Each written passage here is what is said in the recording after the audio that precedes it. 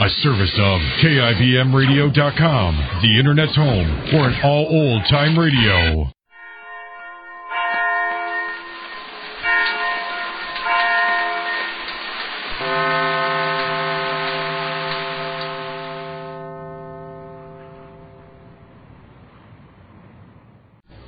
The Life of Mary Sothern, the dramatic story of a young widow who accepts life's challenge and goes forward into an unknown future with courage.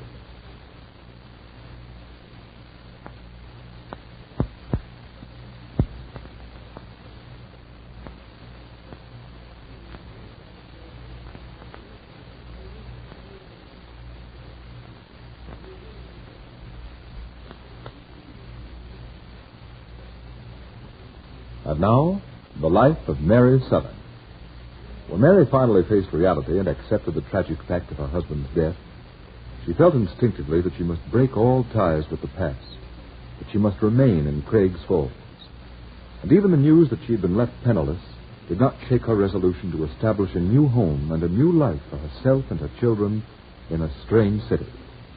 Until 2 days ago, a devoted friend from Sanders, Dr. John Benson, refused to bring her children to Craig's Falls, declaring that Mary was incapable of finding a job and supporting him.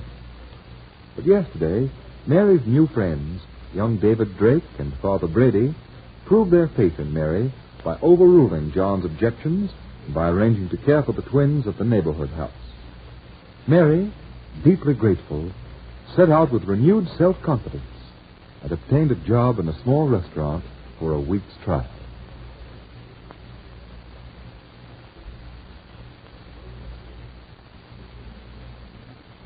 But it's a little later that same day. Mrs. McPherson, the boarding house keeper, is knocking at the door of David's room. He calls out to her eagerly. Yes, coming. Is that you, Mary? Hello, Miss McPherson. Not so loud. What? Mary's friend, Dr. Benson, just come. It's right down there in the hall. Oh, is he here again? Mm. I thought he'd gone back to Sanders. Well, I guess he's on his way. Seems to come to say goodbye to Mary. Oh, why tell me about it? Because he asked for you. He asked for me? Yeah, says he'll talk to you as long as Mary's not here. Oh, he will he? Well, I've got nothing to say to him. Looking up here. Think he heard you. Well, I hope he did. Is that you, Drake? Could I talk to you for a minute? Oh, there's nothing you and I can say to each other. Nothing that won't end the fight. Well, I'm not surprised that you feel that way, Drake, but there's something I'd like to say to you, if you'll let me. Oh, why don't you go down and talk to him, David? He sounds sort of sad today. Yes, but it'll end in an argument. It always does. But, might as well see what he wants. Okay, Dr. Benson, I'm coming down. Thanks. I won't keep you long. Go in the living room, David. None of the other boarders are around this time of day. Okay. Come on, Dr. Benson. We might as well go in here and sit down. All right. I was hoping to find you home. I wanted to talk to you before Mary comes. Say, now, look here, Dr. Benson. Don't you think you and I have said all there is to say about Mary? Not quite all. First, I want to apologize to you. To apologize? Yes, for having been so stubborn about not wanting to bring Mary's children here. Well, then you've changed your mind? Well, yes and no. Yes and no. I've changed my mind to this extent. I'm willing to admit that it has helped Mary tremendously having him here.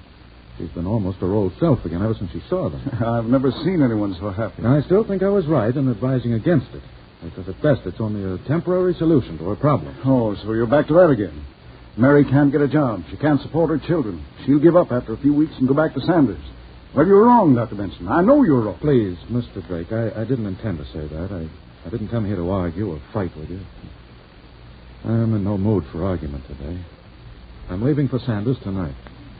I came to say goodbye to Mary, to ask you to take good care of her. Oh, I see. Well, I will, Doctor. I promise I will. You know, Mary means a great deal to me, and I know what she means to you, too.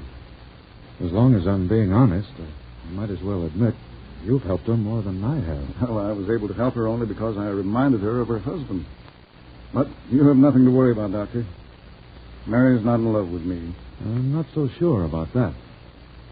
But I guess Mary has too many problems right now to think about love or marriage. She's not going to think of anything but supporting those children. Well, I'd give anything in the world if I could have helped her. So would I, but she's too proud to accept help.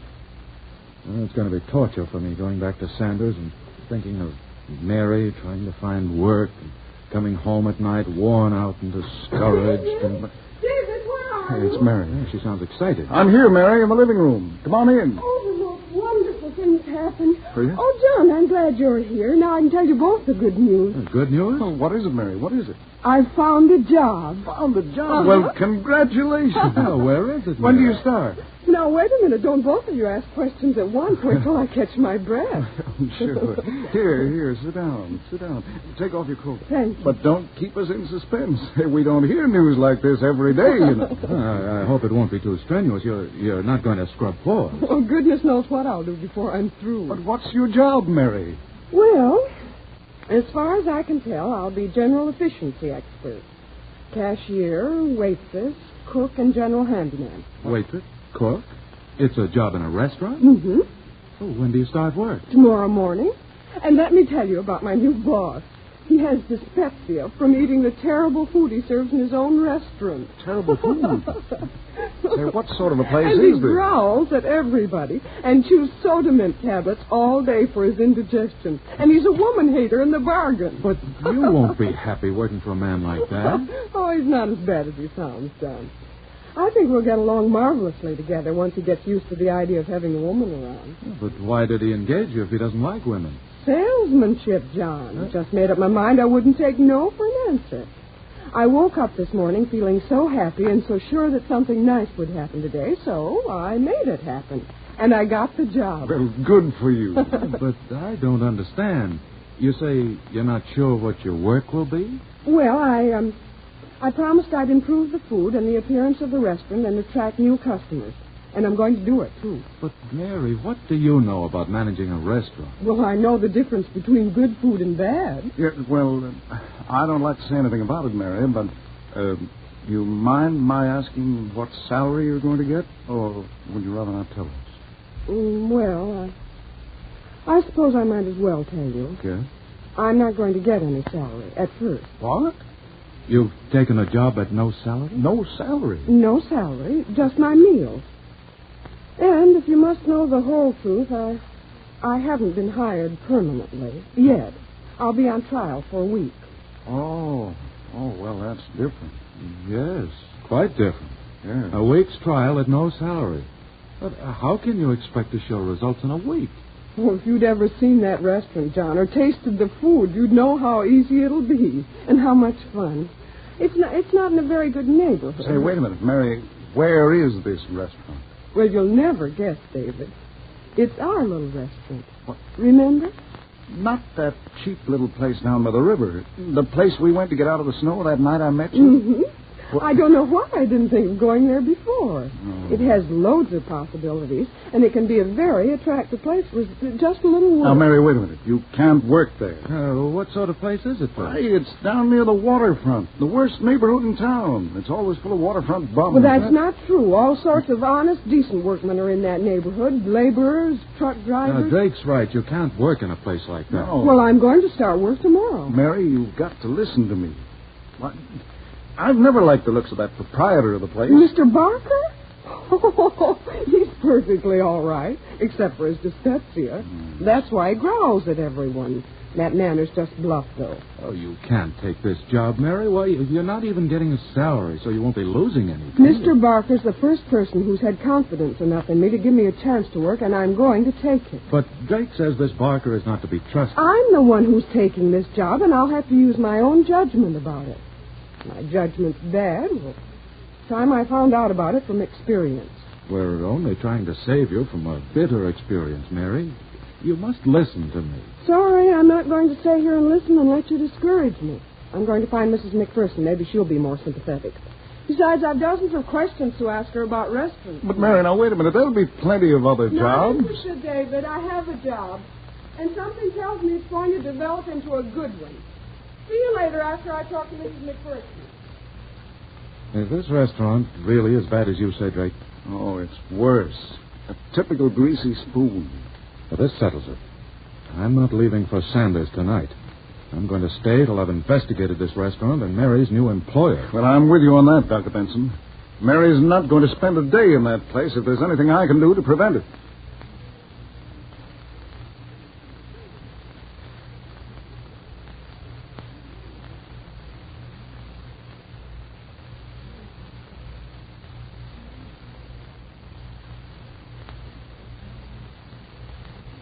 This is a curious turn of events.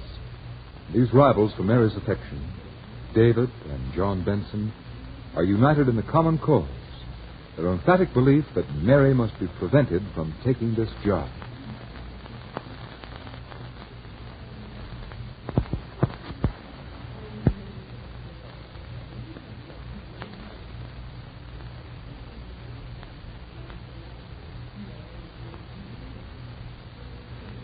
Now, Mary has given her friends new cause for worry. John Benson's disapproval is understandable, since he is opposed on general principles to the idea of Mary's working anywhere. But David, usually so sympathetic, has been even more outspoken than John in his disapproval.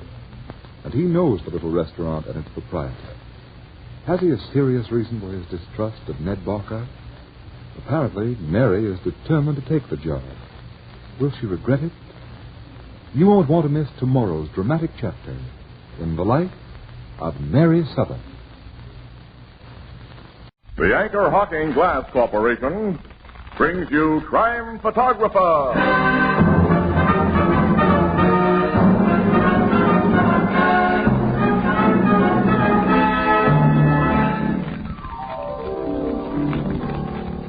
Where are you going over Labor Day weekend, Tony? Well, Casey, I haven't any plans particularly. But everyone goes to see somebody over a Labor Day weekend. Everybody. Oh, I know, Ethelbert. I'm waiting for them. You mean everybody will come to see you? Excellent deduction, Casey. Yeah, but why should the whole world beat a path to your door? Why? I work for Anchor Hawking, the most famous name in glass.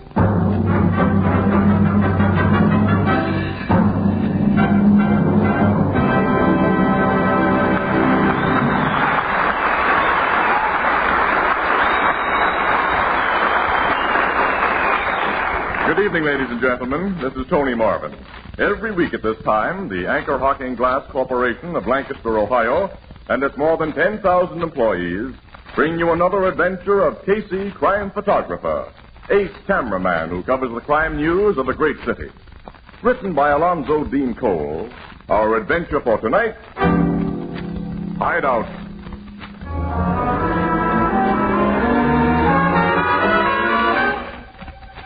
Night. A street of old houses. Unpainted, unkempt, dirty-looking houses. A man and woman hurry along the street, watchful, furtive. In a shadowed doorway of one of the houses, they halt, and the man knocks quickly and softly. From inside the door... Who's there? The guy who phoned you an hour ago. Ed Bagley's pal. Okay. I'll open up. Be quick about it. I'm being quick. Hey, why the rods? Just want to be sure who you are, mister. You've come to the right house. My name's Bliss. The guys call me Creepy. You fit the description I got. Get aside, Doris. Okay. Close that door quick. And lock it, Creepy. You don't have to tell me my business. Oh. So you're tough Luke Davis. And wife. Yeah. Nice clean getaway you pulled after heisting that bank for $100,000, according to what I read in the papers. If the getaway'd been clean, we'd have been out of this town by now, not here. Don't worry. Old Creepy will hide you out. Got a nice room upstairs for you. I hope it's better than what I see down here and what I smell. Yeah. Don't you ever open a window? Neighbors and cops might see and hear things through open windows. Besides, I don't like drafts. They're bad for my cough. Come on, I'll take you upstairs. Come on, Doris. What a... You don't like it, sister? You don't have to stay. Hey, you two are traveling light. Nothing but that little satchel for both of you? Did you expect us to show up here with a couple of trunks after what you read in the papers? No, but the 100 G's you got from that bank should make quite a bundle. In a big suitcase, maybe.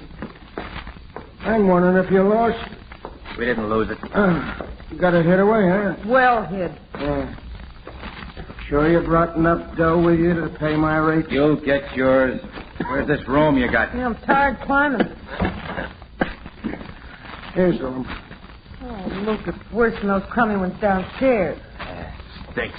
Got a good strong door on it and heavy bolts. Also, it's an easy jump from that window onto the next roof.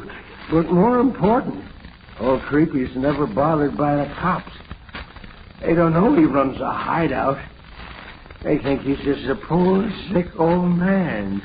Well, the joint looks safe, Doris. Anyway, we're stuck with it till the heat dies down. How much, Creepy? $1,000 a week. What? You lousy robber. 2 guys were killed in that bank holdup. 2 Davises are wanted for murder. Okay. $1,000 a week. Payable in advance. Give it to the rat, Luke. Here's your G. Meals is extra. What? Of course, you can go out to the restaurant if you want to take the chance. How much for meals? It depends on how expensive your tastes are. Folks with 100 G's stashed away will naturally want the best. Yeah, we get it. But be careful, Creepy. I'm a guy who explodes under pressure. Don't put it on too hard.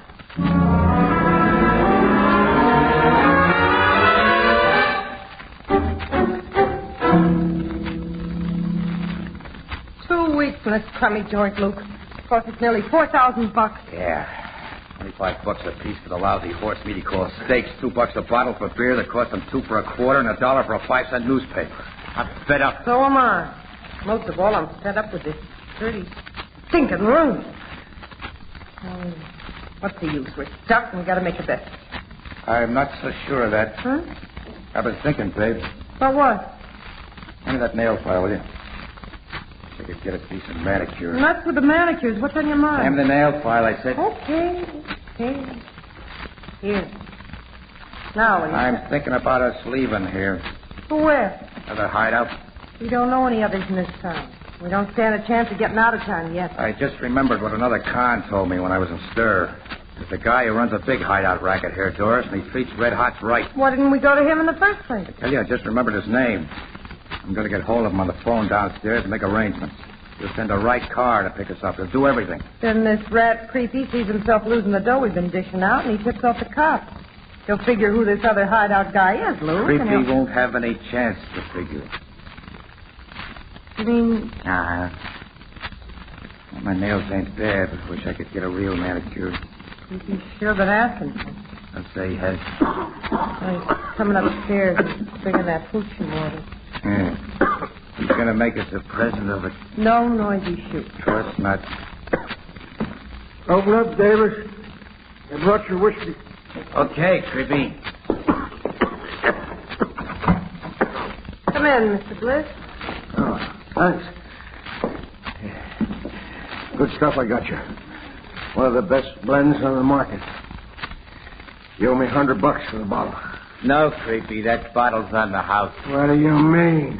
Hey, fire that gun. I'm bending this gat over your head. Oh, don't. Chiseling rat. Lousy chiseling rat. Let him have a penny, Luke. He's had it plenty. You sure he's finished? We don't want him talking. He'll never talk to anyone again. Go through his clothes and find the dough we paid out to him while I go downstairs to his phone and make a deal for a real hideout. We better open a window down there and let in some fresh air. Yeah. I'll be glad to get out of this smelly place.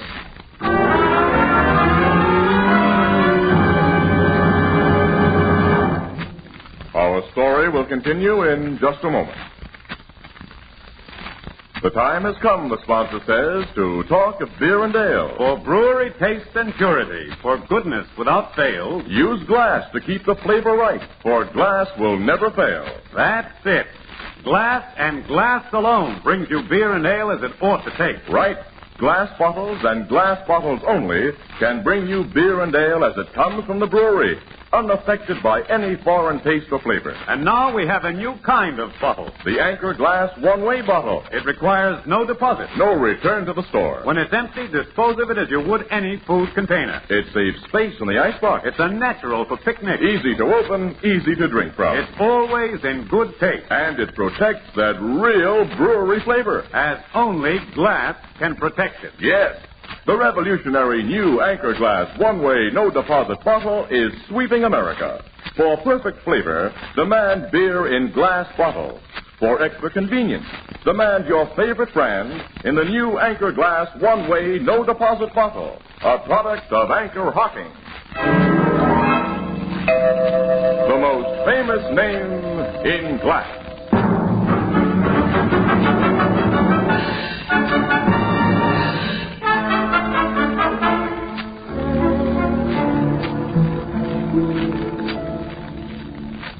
The body of his character, Creepy Bliss, was found this morning because a cop was very observant, Miss Williams. I'd like you to mention that in your paper. Well, don't I always put in a good word for you cops, Captain Logan? When I had the opportunity. Yeah, the trouble is, Logan, you guys give us so few opportunities. That comedy, Casey, is strictly Joe Miller. Okay, pal. But what did your observant cop observe? And a downstairs window was open. Bliss never opened one, summer or winter. Oh, that's why this joint smells like a glue factory. Yeah. Well, the cop was familiar with Bliss's habits, investigated the open window, and found Bliss with his head bashed in. Otherwise, the murder might have gone undiscovered for weeks. When was his head bashed in? About 10 o'clock last night. The idea who did the bashing? We're sure Luke Davis did it. Davis? You mean the bandit who held up the bank 2 weeks ago? He and his Ma Doris had obviously been hiding out here. They found their fingerprints all over the room where Bliss was beaten to death. Well, then Bliss ran a hideout, eh? That's the picture, Casey. And he ran it pretty smart. The cops never had him under suspicion. He ran it so smart that apparently the gang in control of the hideout racket here wasn't wise to him. He wasn't a member of the gang. I don't think so. I've heard just one guy bosses the hideouts in this town. That's my dope on the situation. Well, you've never been able to learn much about the hideout boss, have you, Logan? No, he's the toughest of all racketeers to find out about, Miss Williams, because he's the one crook other crooks don't squeal on. Yeah, for the very good reason, Annie, that every crook figures that he himself will need a hideout eventually. He wants to be on good terms with the guys who can provide it. Now, Luke Davis and his girlfriend probably made a connection with the big hideout operator before they left here last night. Luke left some fingerprints on the telephone.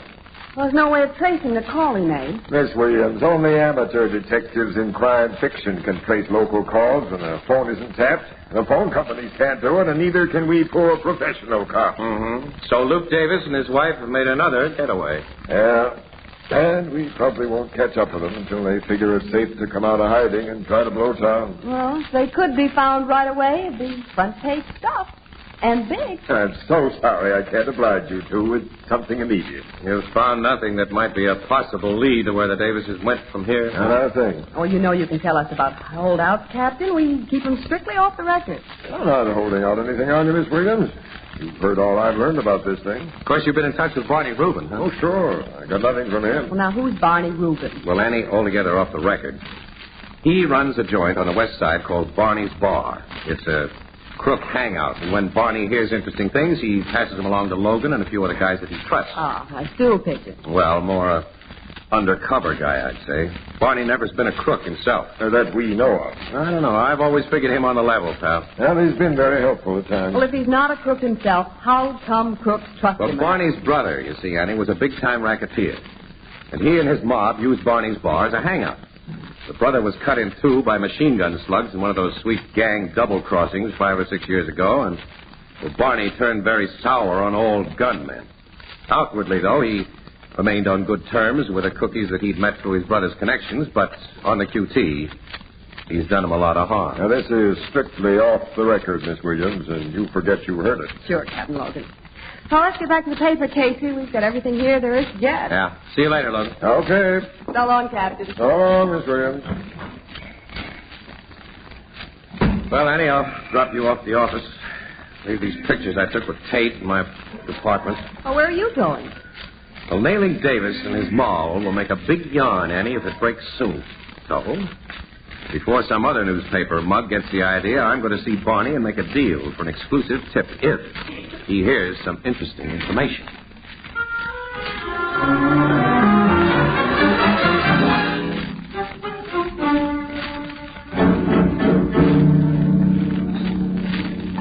Casey, I ain't heard a word about Luke Davis and his ma, and I don't expect to hear any.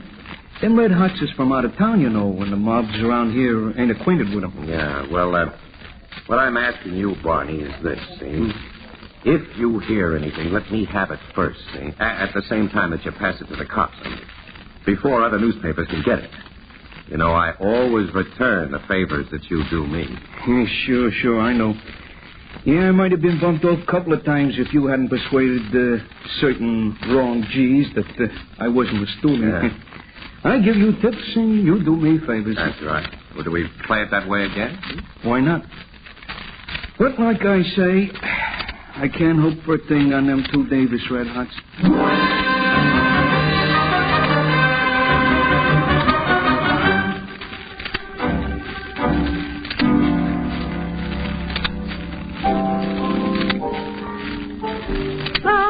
With Barney doesn't sound too promising, Casey. Oh, he'll tip me if he hears anything, Annie. Guy in his spot needs guys like me to front for him sometimes. Well, I'd hate to be in his spot. Running with crooks and hunting with cops is playing the hard way. Yeah, I'll say. Annie, here comes Ethelbert. We can't talk about Barney, even to him. Hello, Casey. Hello, Miss Williams. Hi, pal. Evening, Ethelbert. Excuse me, I was busy up at the other end of the bar. Well, what's new, Casey? Casey and I have been working on that hideout murder. I've been reading about it. The cops are sure Luke Davis and his wife did the job. Yeah, it's open and shut. Why do you suppose they killed the guy who'd been hiding them out? Those hideout rats are always greedy, Ethelbert. My hunch is that Creepy Bliss piled up the charges until Davis got sore and worked him over. From what I hear about Davis, he always got sore when he was overcharged. A waiter I know who comes from the same town as Davis was in a while ago, and he was telling me about it. Huh? Few people in this town know Davis. What did he tell you? Only what I've said, that the guy added up his tab very careful and made a big squawk if the charge was a dime or so too much. This guy knew Davis well. I'd kind of like to talk to him. Yeah, he might give us some angle, Casey. Well, he didn't know Davis well, just waited on him occasionally. Anyway, I don't know where you could find this waiter.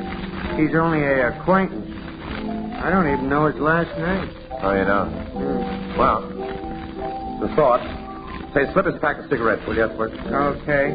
This waiter said Davis had a very annoying habit, aside from adding up a check too careful.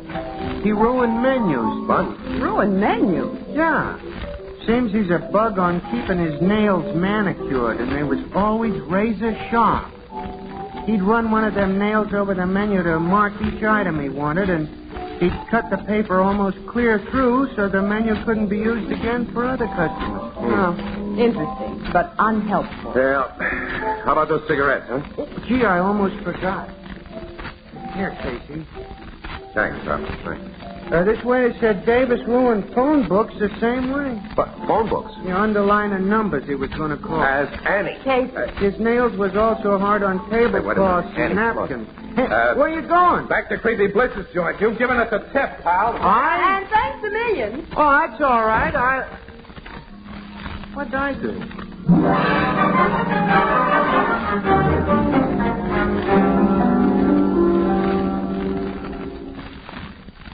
Hey, maybe Ethelbert's given you and Miss Williams something, Casey. There's a notation on Davis's police record about his sharply manicured nails. And you're sure he made a call from here last night to arrange for a new hideout, huh? Yeah, we found fresh prints of his on the phone. Oh, where's the phone book, Captain Logan? On the table beside the phone. His prints are on the book. Well, let's go through that book. All right, now. Ethelbert's waiter friend said that Davis's nails cut almost through the paper where he underlined things, Captain. So his mark should be easy to spot. I'll find it if it's here. I'm taking the book page by page. All right, well, now, ripple through it first. We may save time that way. We'll see. Fallon, Amherst, Austin. All right, PAs. Now, these. Abbott, Aiken, Baker, Vanderger. Logan, wait a minute. There it is, Logan. Ah, deep nail mark under a name and number. Look at that name and number, Casey. Holy... It's Barney's bar. But, Barney. But both of you told me that this Barney was in with the cops. Looks like we were wrong, Miss Williams. Yeah, funny. Sergeant, take this book and go over it page by page. If you find any other marks like this, let me know. Yes, sir. I don't think you'll find any more, Logan. Neither do I. Playing ball with you cops, as it seemed, gave Barney a nice cover-up, didn't it? And we fell for it because now and then he did give us the real lowdown on wanted crooks. Logan, thinking back, those crooks never had any dough when Barney turned them in. Well, he took all they had for hiding them, and then put them on the spot, Annie. Sometimes collecting a cash reward for doing it in addition to the goodwill of saps like Logan and yours truly. We went out of our way to protect the rats. They keep better rats from getting wise to them. How are you going to handle them, pal? I know how I'd like to handle them. Well, I'd love to see you do it just that way, but... Yeah, sure. Nail marks no evidence, and if I bring Barney in for questioning, I tip my hand. squirm out from under. And not only that, the Davises might be warned and get away. Say, Logan, Barney might be persuaded to lead us to the Davises, and at the same time cook himself. Oh, Barney's smart and careful. He lets little guys do his contact work. Yeah, maybe not with red hots who've gotten away with $100,000. I think Barney takes a deep personal interest in that kind of moolah. You figure the Davises are carrying that dough with them? No, I doubt it. Experienced crooks like the Davises don't trust other crooks. They know they're at the mercy of a hideout proprietor. I think they managed to bury the dough somewhere. That may turn the trick. I don't get you. No, neither do I. Hideout landlords are greedy guys, Annie. $100,000 is a lot of dough, and there's no honor among thieves. Talk straight. All right, how's this? I'm going to call on Barney.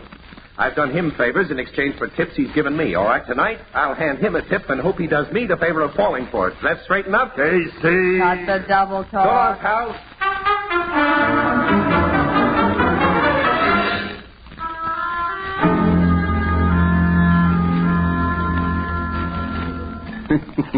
I didn't expect to see you again today, Casey. Well, I just dropped in on the chance you might have something for me, Barney. Not a thing, fella. I told you there wasn't much hope I'd get the lowdown on them Davises. Yeah. Well, I thought maybe, you know. I got a little new dope on them after I left you this afternoon. Yeah? Yeah, this is strictly confidential, Barney. I could only spill it to a guy who's aces with the cops, you know. Well, you know how I stand with them. Yeah, sure. What's your dope? Not that it'll mean anything to me. Well, Captain Logan tipped me that he has definite proof that the Davises are hiding out with all of that $100,000 on them. On them? Yeah. Didn't have time to stash it away before they went to Creepy Bliss's joint. $100,000 is a lot of dough. Must fill a big suitcase, huh? Yeah, it might. But a lot of folding money can be carried in a guy's clothes, Barney, and a lot more under a woman's dress. That's so. Look, keep this way under the hat, Barney. If the cookie they're hiding out with knew that dough was right under his nose, well, you can figure it easy. Yeah. Them Davises would be in a real bad spot if the hideout operator knew. That's right. Fortunately, of course, nobody knows except you and me and a few cops. Yeah, that's the way it is. Well, I'll be running along, Barney. Maybe you'll have something for me tomorrow. I'll drop in. Yeah, you might be lucky, Casey. I might have something about them Davises. Yeah. Well, good night, fella. Good night.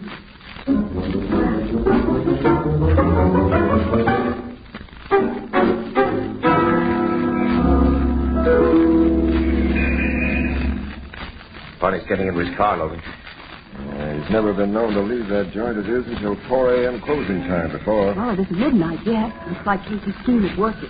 Well, he sure had me over a barrel. He said that dough should fill a suitcase. We don't even know whether the Davises have any baggage with them at all. His car's starting. Follow him, Sergeant, and don't lose him. Okay, Captain. Now, Casey, we'll find out if your tip to Barney pulls a tail.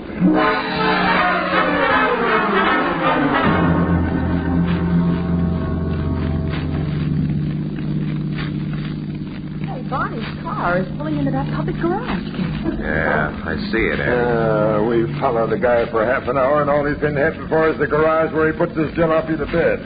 Barney lives only a few blocks from here, Casey. Maybe he got wise. We were tailing him, Logan. He didn't get wise. Our driver knows his business. What'll I do now, Captain? I'll drive out past the garage and park where we can keep an eye on it. Okay, sir. If Barney comes out, Martin here will follow him home and keep a watch on him. Even though Casey's big scheme is flopped, I don't want Barney out of sight for a minute. Well, look, he's out of sight right now, pal. Huh? Yeah, the big doors of that garage are wide open. When we passed it just now. I saw Barney go through a door in the back. Yeah, that's what I saw. Stop the car, Sergeant. Yes, sir. You'll find out where that door in the back leads to. Can't lead outside, Logan.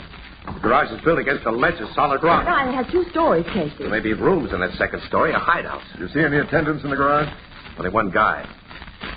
If this is a hideout, he'll be working for Barney. And all of you stay here. I'll go in and stop him from giving any signal. I'll go with you. You stay here. Huh? More than one guy goes in, the lookout might get wise and pull a fast one before right. he stops. That's right. Okay, you're right, pal. We'll stay behind and watch.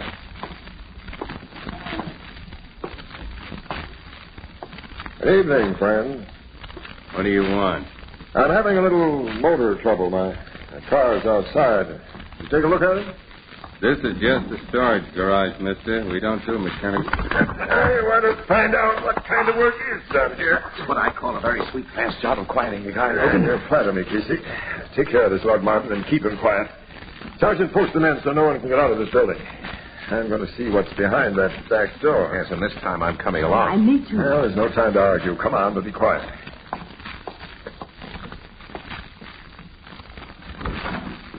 Well, the door's not locked. Barney was depending on that lookout. Stairs going up. With a door at the top. Now, let's go. What do you mean? That's the only reason I came up here. That's what I'm trying to tell you, but you don't pay attention. Hey, that's Barney's I voice. didn't want to take any chances, so I dropped in to see if you and your missus was comfortable, Davis. Davis. Comfortable? I've been in cells that were bigger than this lousy room. Coffins is much smaller than this room. Nobody's going to put Luke and me in coffins, Barney, not for a long while. And it'd be too bad if somebody did, Mrs. Davis. You two ain't got so much to live for. Not much. $100,000. But it's going to be too bad. Hey, why not, Jack? Got a silencer on it, Luke. Have the door, Casey. Together. Drop that gun, Barney. No. If you wanted that. And don't reach for your gun, Davis. I got that, Copper. I'll only reach for... Dave! Annie! He's got this million. In front of me, Copper, and I also got my gun. I will shoot it out on terms I like. Oh, yeah? Luke?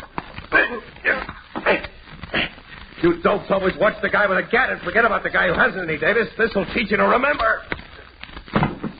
Oh, Casey. That's what I call a very sweet, fast job of quieting a guy, Casey. You flatter me, Logan.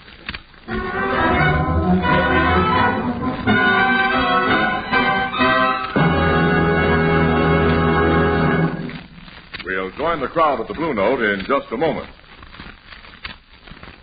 On these hot afternoons and evenings, one of the most agreeable sounds is the tinkling of ice cubes in a big frosty pitcher and the promise of refreshing ice-cold lemonade, iced tea, or delicious fruit juices.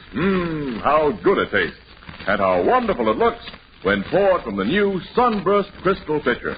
Now, the Sunburst Crystal Pitcher is a radiantly beautiful 2-quart pitcher in the magnificent new kind of crystal the whole country is talking about and admiring. Why, it picks up light like a diamond and scatters it in 1,000 flashing rays. And here's the surprise. You can own one of these magnificent, sparkling Sunburst Crystal Pitchers for only 50 cents. Yes, only 50 cents, or slightly more in distant cities. So look for it tomorrow in the windows and on the counters of the retail stores of America. Sunburst Crystal is a product of Anchor Hocking, the most famous name in glass.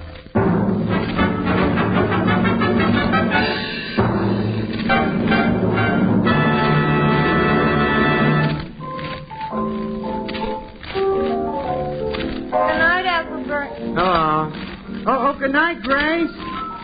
Oh, say, you forgot your umbrella. Oh, well. Hello, Ethelbert. Oh, hello, Casey, Miss Williams. Nice day, ain't it? Nice. What do you mean, nice? It's pouring. Oh, Ethelbert, does Grace always affect you that way? Who? Oh. Not to change the subject, your paper said that hideout case is all cleared up. Oh, you read it in the Morning Express. It's true. And the cops even found the $100,000 bankload. On the Davises, where Casey told Barney it was. Yeah, that was when I thought I was pulling a fast one. Oh, Ethelbert. Look who came in the door. Oh, Grace.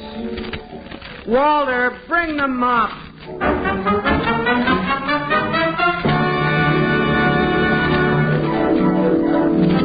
Crime Photographer, starring Stott Cotsworth as Casey, is brought to you each Thursday by the Anchor Hocking Glass Corporation, makers of Fire King Oven Glass, Anchor Glass Containers, Anchor Caps and Closures. All products of Anchor Hocking, the most famous name in glass.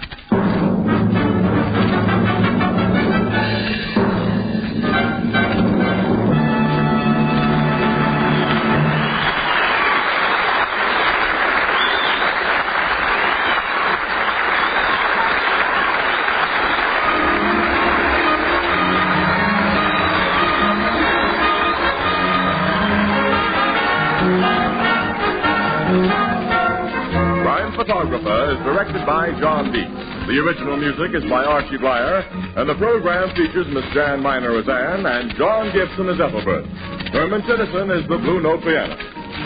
This is Tony Marvin saying goodnight for the Anchor Hocking Glass Corporation of Lancaster, Ohio, with offices in all principal cities of the United States and Canada.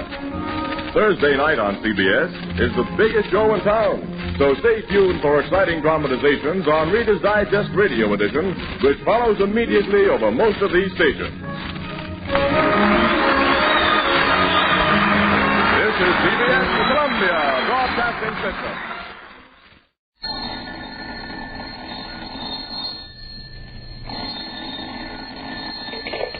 Hello, I hope I haven't kept you waiting. Yes, this is the Crime Club. I'm the librarian.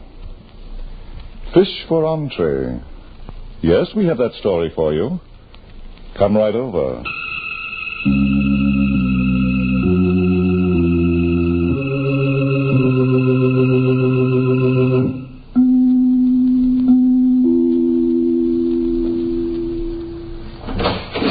Ah, you're here. Good. Take the easy chair by the window. Comfortable? The manuscript is on this shelf. Here it is, Fish for Entree.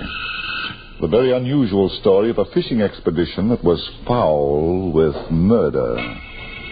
Let's look at it under the reading lamp. Being the son of the local chief of police never kept Barney Crawford from doing anything that was normal. Example? Well, Barney loved to go fishing. It was late one bright sunny morning, and far out on the bay in a rowboat that was being rocked by the choppy water, Barney Crawford was holding a line, and Janice Turner, his fiancée, was just about holding her own. What a day. Yes. Why are they, Barney? Who, Janice? The fish. Oh. What's the matter, dear? You look green. I feel green. Well, why didn't you say so? I was trying to be very brave, Barney. Nonsense. I'll pull in my line and we'll get back to shore. Thank you, dear. I'll have it up in a... Wait a minute. I don't know if I can. Something's on to the catch. Can't you shake it loose? I'd rather not look at a fish right now. After sitting here all morning. Wow, it must be a whale. Look at the way the rod is bent. Would you mind if I didn't? Lucky I brought out the heavy equipment. Just a few more seconds, Janice, and I'll have him. Hold everything. I'm trying to, Barney. Easy does it. Easy. I've got to be careful he doesn't snap the rod. He's not fighting now. Well, when I get him to the surface, you'll see a battle. Some fish wait until that... He's breaking water. Don't look, Janice. It's a body. It's the body of a man. We're going back to shore and call my father. He'll want to know about this.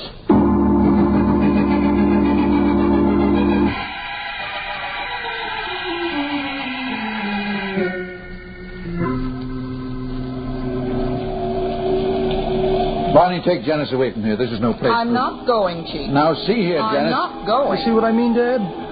She's your woman, son. Chief. Chief Crawford. Now, what is it, Bailey? The coroner's finished. He says the guy was killed by 2 bullets in the back of the neck. I saw that for myself. How long's he been dead? About 3 days. 3 days, huh? Who was he? I didn't check him for identification, sir. I thought you might want All right. I'll do it. Let's go.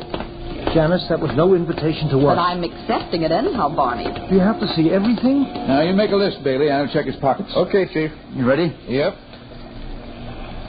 Chewing gum. Some cigarettes. Toothpicks. It's all in this pocket. Now, let's see. Nothing in the other. Now, the inside pocket.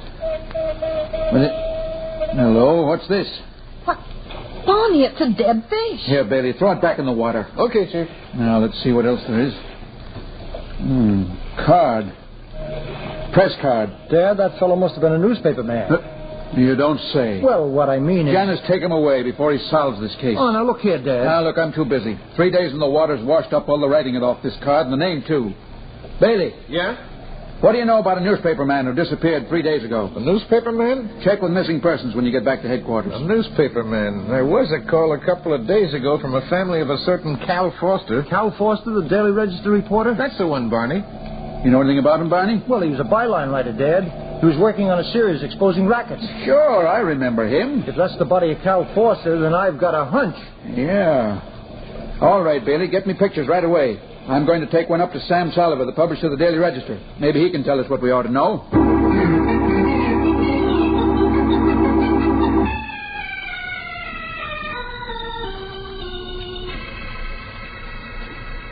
Mr. Salliver, do you recognize the man in this picture? Yes, why, certainly. That's Cal Foster, one of...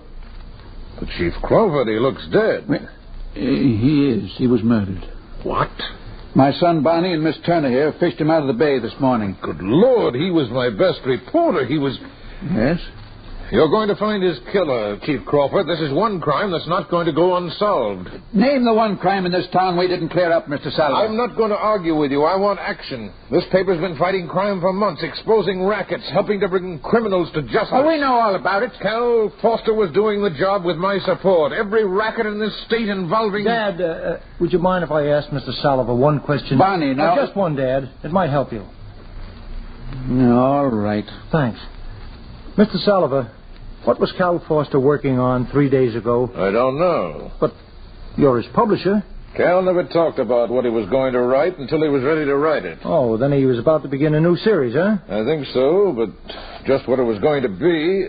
Well, this may sound strange to you, Chief Crawford, but I seldom saw Cal. He did all his work away from the office.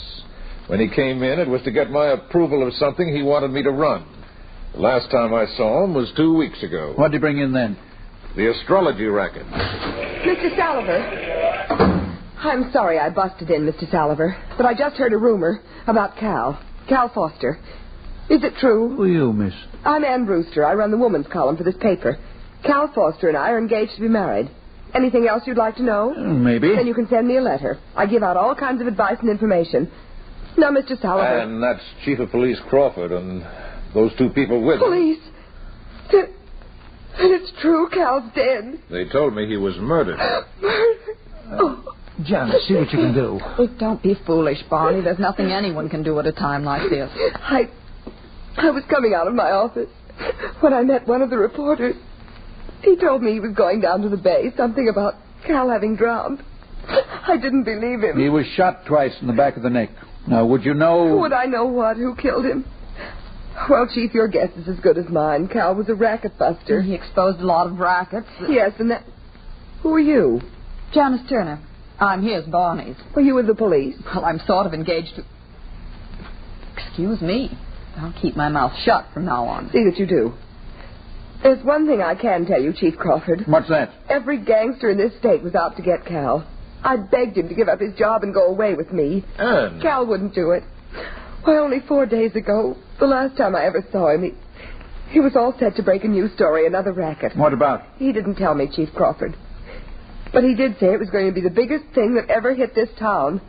And he mentioned names. Oh? The first time he ever did it before publication. I think he was frightened. He didn't say so. Whose names did he mention, Miss Brewster? Tony Crowton, the gang leader, and Lon Fairbanks. The nightclub owner? Yes. But he didn't tell you what he found out about them. I said he didn't. All right. I thought maybe you'd forget yourself and remember. Chief Crawford, do you think I've lied to you? I'll let you know when I'm ready. Come on, Barney. Janice. There's just one question I'd like to ask Miss Brewster, Dad. She doesn't have to answer it unless I ask it, Barney. I'll take that chance. Did Cal Foster keep any notes, or did he write from memory? He kept notes, but I never saw them. Thanks. I'm ready, Dad. Then we don't have to waste any more time, do we?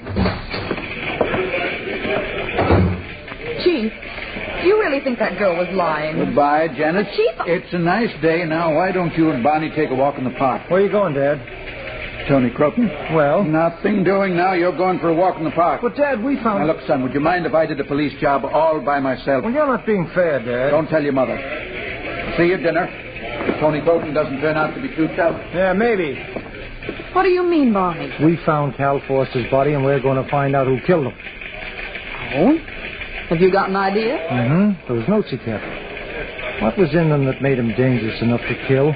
Darling, aren't you assuming too much? Am I? Cal Foster wasn't killed by someone who didn't know what he was going to write about. No? Whoever killed him must have had a motive. Cal, in one of his published stories, stepped on somebody's toes. And that somebody got mad, and boom. Let's walk away from here. I've got a theory about that girl, Ann Brewster. You think she's that somebody? She knows. And that act she put inside Mr. Salliver's office. Your father didn't fall for it. No, maybe he didn't. But I'd like to see those notes anyway. Come on, we're going to Cal Foster's apartment.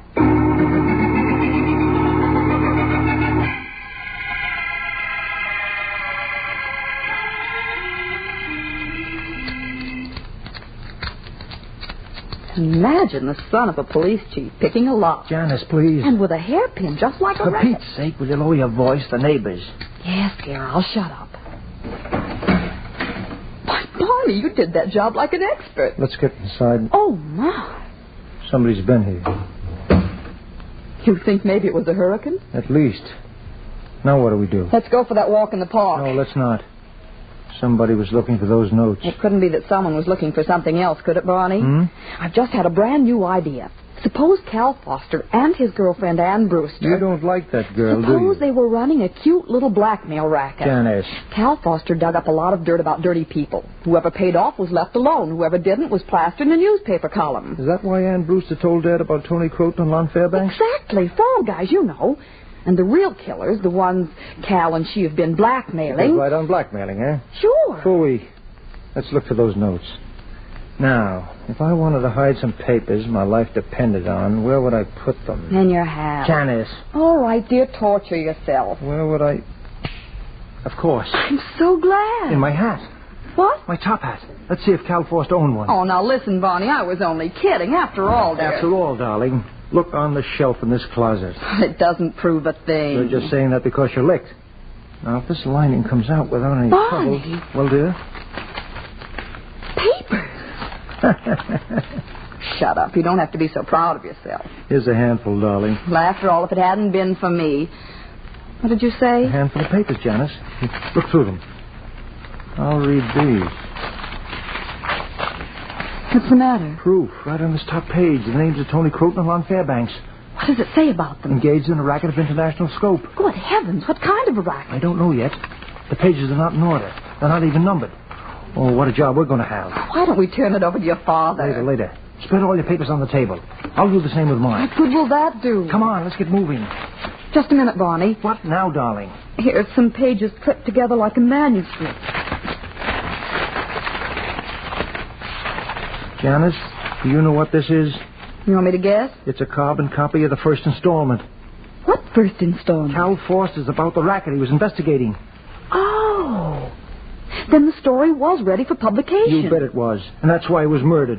But there's not a thing in here about the racket itself. Isn't there even a hint, a slight hint? Just a reference to a fishing expedition that just should startle the nation. A fishing expedition?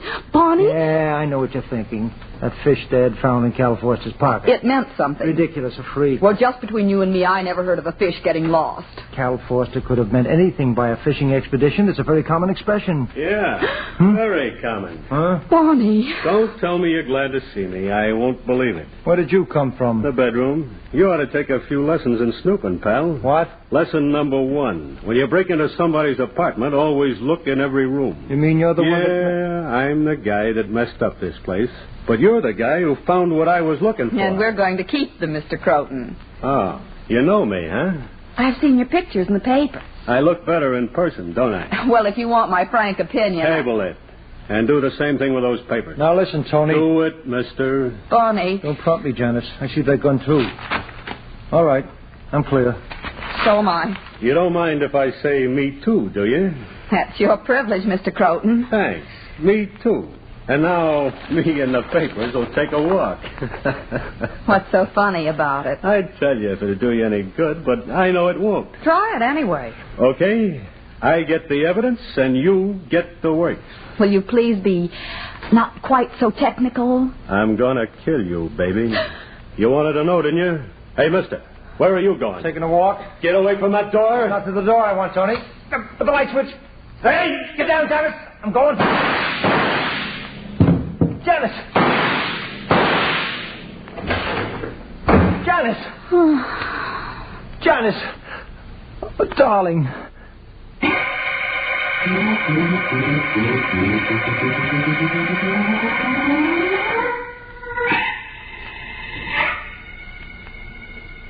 You feel better now? A little. The next time you tell me to get down... It's not my fault you hit your head against the table. It's not your head either. I'm sorry. Anyhow, you falling down saved our lives. Croton must have thought he killed you. You mean you let him get away? Now, look, dear, he had the gun. And I thought you had him tied up in the other room. And you, the son of a police chief. Maybe I'd better tell Dad about Well, this. it's about time. And when you get through talking to Operator, him... give me police headquarters. You can call up that man that publishes the Daily Register. What's his name? Sam Salliver. Hello, police headquarters? Let me talk to Chief Crawford, please. Son, I'll wait. Now, Janice, what about Sam Salliver? Tell him what Tony Croton did and then tried to do to us. Make him splash it all over the front page. All right, dear. Hello? Uh-huh. He did, Thanks. Goodbye. Dad went out a few minutes ago. He didn't say where. Well, of all... Why didn't you tell somebody at police headquarters what happened to us? They're all policemen down there, you know. Oh, I didn't think of that. I'll call right back. Wait a minute. Of course, but will Tony Croton wait? He's getting away. Hey, wait a minute. This paper under the table. It must have... Well, it did, Janice. I'm tickled to death. Some of Cal Forster's notes must have dropped out of Tony's hand. I've got too much of a headache to care, Barney. There's a woman in this case, Janice. A woman? Mm-hmm. What's her name? Winnie Roberts. Oh. And here's something strange. After her name, Cal Forster typed in Lon Fairbanks via Bayshore. Whatever that means. Lon Fairbanks. Let's go down to his nightclub and find out. Barney, the police in this town are still being paid. Come on, Janice. I've got an idea. And I've got a headache. But all right.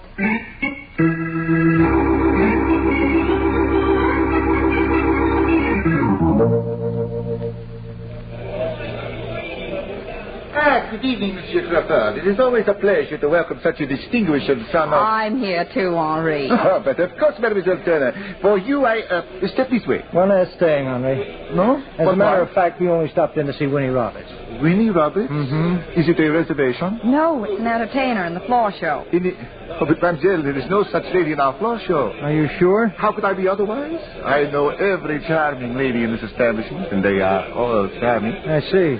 Well, suppose we say hello to Lon Fairbanks, huh? Of course. You'll be most happy. You'll find him in the office. Thanks, Henri. You and your idea. Barney Crawford, do you realize we've been on the go since this morning? Mm-hmm. Has it occurred to you that I might be tired? Mm-hmm. I'm so glad. I feel so much better now. Come on, we're not going to be polite. Now, look here, Lon. Come in quick and shut the door. Stay right there, Janice, and don't move. You don't have to worry about that. I won't even look. He's dead, all right. 2 bullet holes in the back of the neck.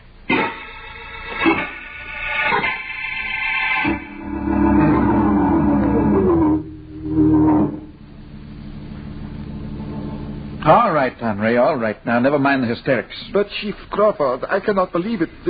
Monsieur Fairbanks... You said you didn't leave this club all evening. Oui, monsieur. How come you didn't hear the shots? But I have told you, it is possible the orchestra was playing. When that is going on, it is impossible to hear anything else. Sloppy excuse. I do not lie, monsieur. No, and you didn't see anyone going into this office either. I did not say that. What? You did not ask me.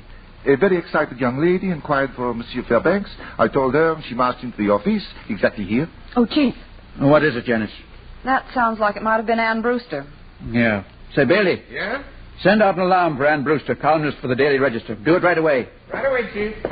You go with him, Janice. And take Barney with you. For Pete's sake, Dad. For my sake. This is not amateur night.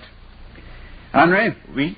Where does that back door lead to? That, monsieur, leads to a driveway. The door was used by Monsieur Fairbanks as a private entrance. Can we go out that way, Chief? Any way you like, Janice. All right, Barney. Why the back door? It's quicker, and I've got things to say to you that can't wait. What have I done? You don't listen to me. When I say... Hey, what's that over there? Delivery entrance to the club. Now, Janet... Let's walk toward the street. There's a man in that truck I don't want him to hear. Hear what? Barney Crawford. When I say to you that Ann Brewster knows who killed Cal Foster, I know what I'm talking about. Is that all you wanted to tell me? She killed him. What? She's Winnie Roberts. But, Jen... Don't interrupt me. I've got a new theory. Oh, well. Ann Brewster, as Winnie Roberts, was mixed up in this racket that Cal Foster was investigating.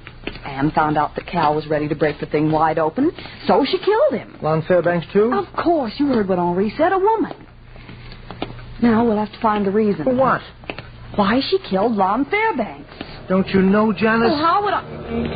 He's driving. That truck wants to get to the street. Come on, let's get out of the way.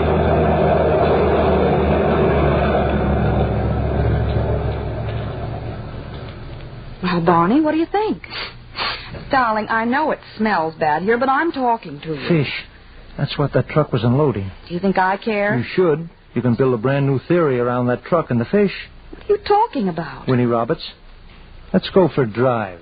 Where to? Bayshore, on a fishing expedition of our own.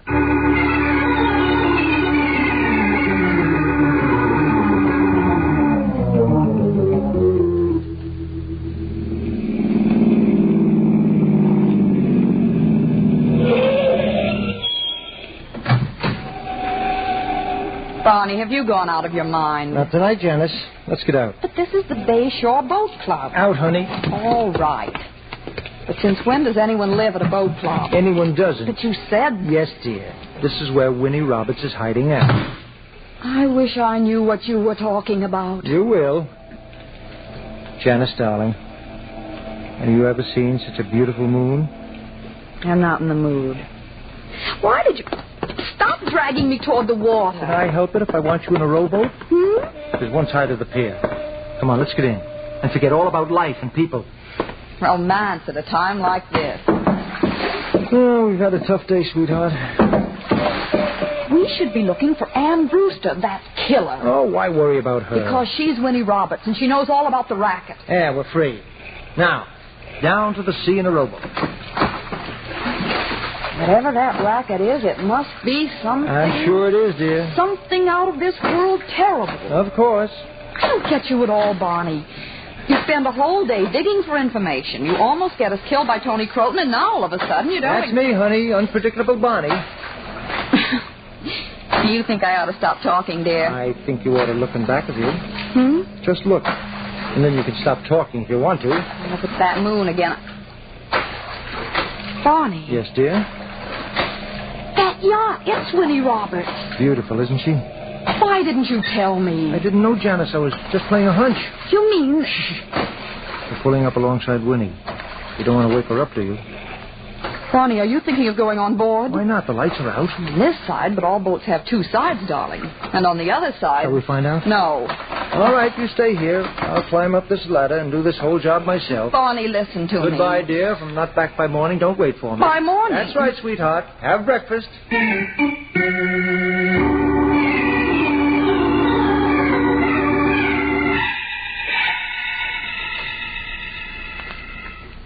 How do you know that man on deck was sleeping? He was snoring. How do you know he wasn't fooling? Fish. Barney. We're getting close. What are you doing? I'm lighting a match. Look, Janice. Steel door. Barney, I'm frightened. Hold the match. I'm going to see if that door can be opened. For Pete's sake, Janice, what a time to cough. Oh, that odor of fish. We'll bring the match over here. Ah, a light switch. If anyone should see that light, Barney... There's no one down here. Come on, watch your step. Put a handkerchief over your nose. The smell's going to get worse. We're going into the hold of the ship. Oh, the things that happened to me. Barney? Yes? Are all those barrels loaded with fish? I don't know, but Yes, Janice, they are. Dead fish. Then we've got nothing to worry about, have we? Not a thing. I'm so glad.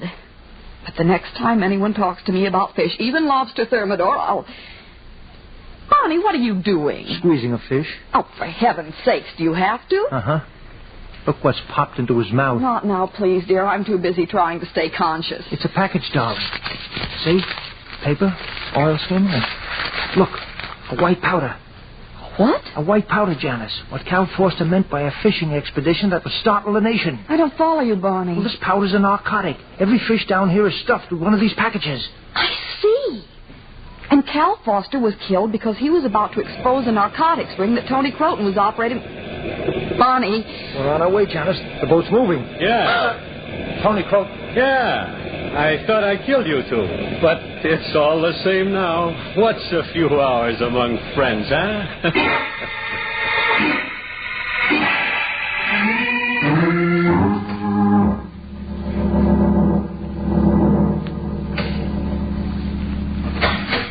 Get in there. Tony, what would you look like without that gun, eh? Not so good. Get in.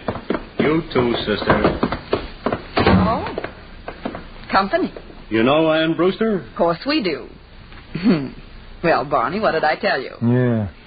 You don't have to be so glum about it just because I happen to be right. Right about what, Miss Turner? You killed Cal Forster and Lon Fairbanks. You're the mastermind of this racket, and... Tell her she's crazy, Tony. Okay, then I'll tell her. I'm handcuffed to this chair. If you don't believe it, walk behind me. That's true, Miss Turner. Mr. Salliver. Good evening. Where did you find them, Tony? In the hold, boss, with the fish. With the fish? What goes with fish? Wine. I wasn't expecting you, Mr. Crawford, but since you're here and I've gone to the trouble of getting this bottle from the other room... He's going to kill us. But not without kindness, my dear Anne. You murdered Cal. Naturally. He was treading on my toes. Come, let's have a drink, and then we'll go fishing. With them as bait, huh, Sam? Open the bottle, Tony. Sure. How did they get you on here, Ann? Mr. Salliver did. He told me about the Winnie Roberts. I, like a fool, didn't go to the police. I was going to solve Cal's murder, all by myself. Well, just as I thought. I was never quite sure how much you knew, Anne, about my business. Well, we know a lot now, Mr. Sullivan. Yes, Mr. Crawford, but what good will it do you? Well, you never can tell. Hey! I've got the gun now. Tony, you I didn't see him coming, Sam. You told me to open a bottle of wine. I had to put the gun down on the table. Don't be angry with him, Mr. Salliver. He might have holes in his pocket. Shut up, Miss Turner. Why, Mr. Salliver, every newspaper publisher invites comment from the people. Salliver, give orders to your skipper to stop the boat. Of course. Hello? Salliver speaking. Full steam ahead. Barney, he's double-crossing us. What did you expect, Miss Turner? Give the order, Salliver. You're going with me, Mr. Crawford, and shooting me won't help you. I've got a dozen men above, not to mention... Give the order, Salliver. Police boat, Sam! My father's a great guy. Don't you think so, Janice? I certainly do, Barney. You never know what he's got figured out. He just doesn't talk, except to Mom.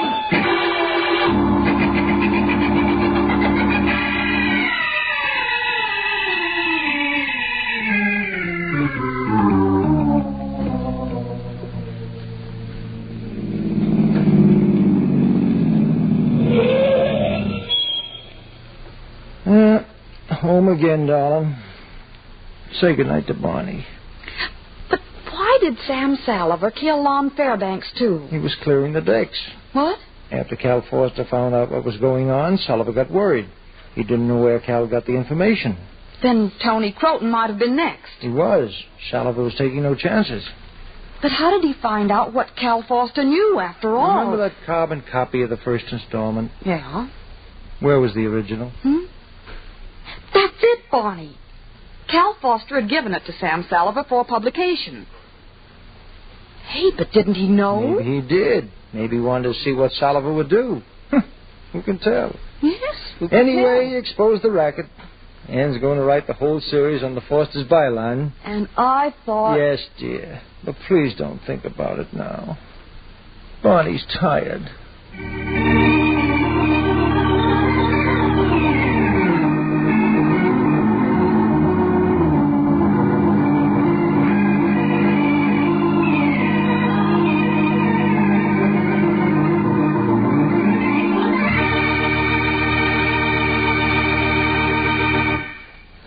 so closes tonight's story, Fish for Entree. Stedman Coles wrote the radio script. Roger Bauer produced and directed. Walter Kinsella played Barney Crawford. Virginia Dwyer was Janice Turner. Bill Smith was Chief Crawford. Reese Taylor was heard as Sam Salliver. Julie Stevens was Ann Brewster. Paul Hammond played Tony Croton. And Barry Thompson was Henri. I beg your pardon. Hello? I hope I haven't kept you waiting. Yes, this is the Crime Club. I'm the librarian. Yes, come over a week from tonight. Good. We have the very intriguing story of a two-time that was double quick with murder. It's called A Frame for Murder. In the meantime, there's a new Crime Club book available this week and every week at bookstores everywhere. Yes, it's available now. Fine. And we'll look for you next week.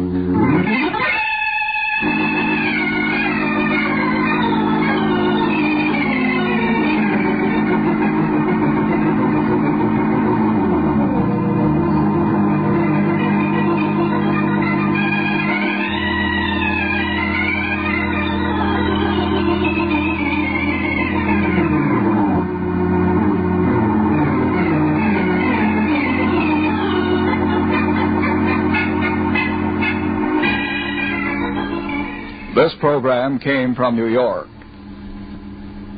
Be sure to stay tuned now for that mystery-packed broadcast, Quiet Please, which follows in just a moment. This is the Mutual Broadcasting System. Mr. District Attorney, starring David Bryan. Mr. District Attorney, champion of the people, defender of truth, guardian of our fundamental rights to life, liberty, and the pursuit of happiness.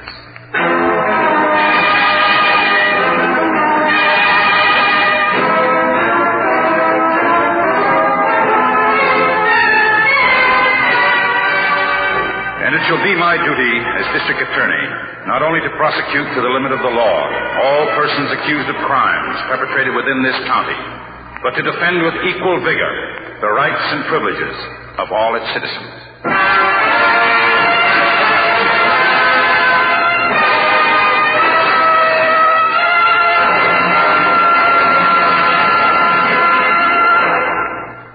This is David Bryan. In a moment, we'll bring you another case from the files of Mr. District Attorney. But first, a word from our sponsor.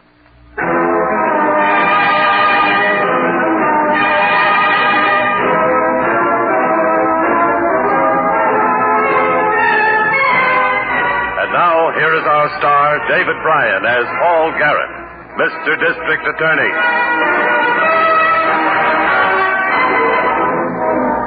As district attorney for this county, it's my job to prevent crimes as well as solve them.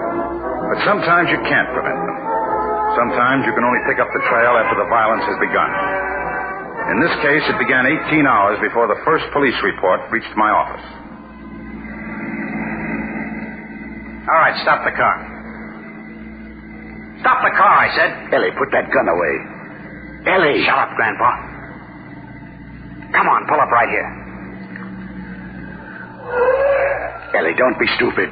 Take the gag out of his mouth. Give the man a chance. You can't. Why? Will he give us a chance? Look at him. Look at his eyes bug out. He thought he knew all about us. Well, here's something he didn't know. Ellis, you can't kill a man in cold blood. No? Watch. See, Grandpa?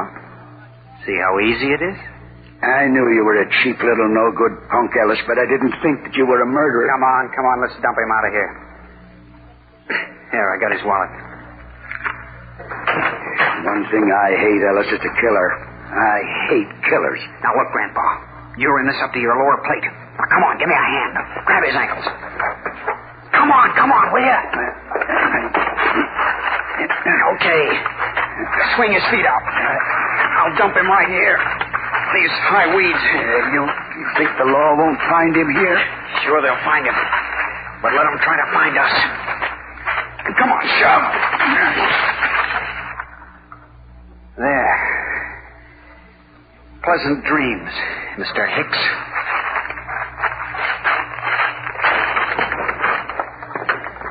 Okay, shove over, Grandpa. I'll drive back.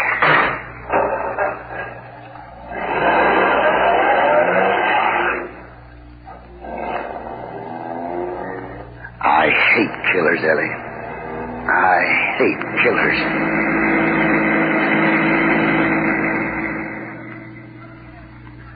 I hate killers, too. They're easy to hate when it's your job to study their handiwork and track them down. Harrington and I picked up the tracks on this case in the county morgue. 22 years service in this place still gives me the willies. You too, Chief? Sure does. This one, Harrington? Next one.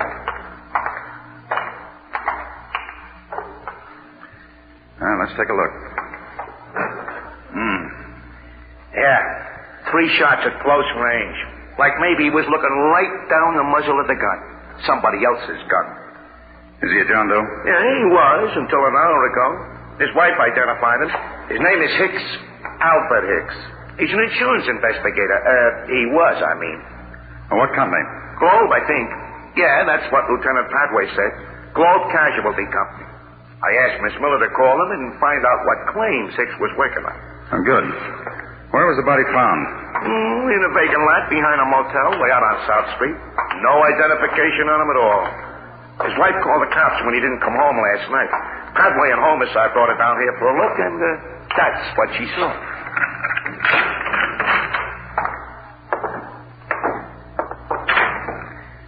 Harrington, go on over to Homicide and find out what Lieutenant Padway's learned from Mrs. Hicks.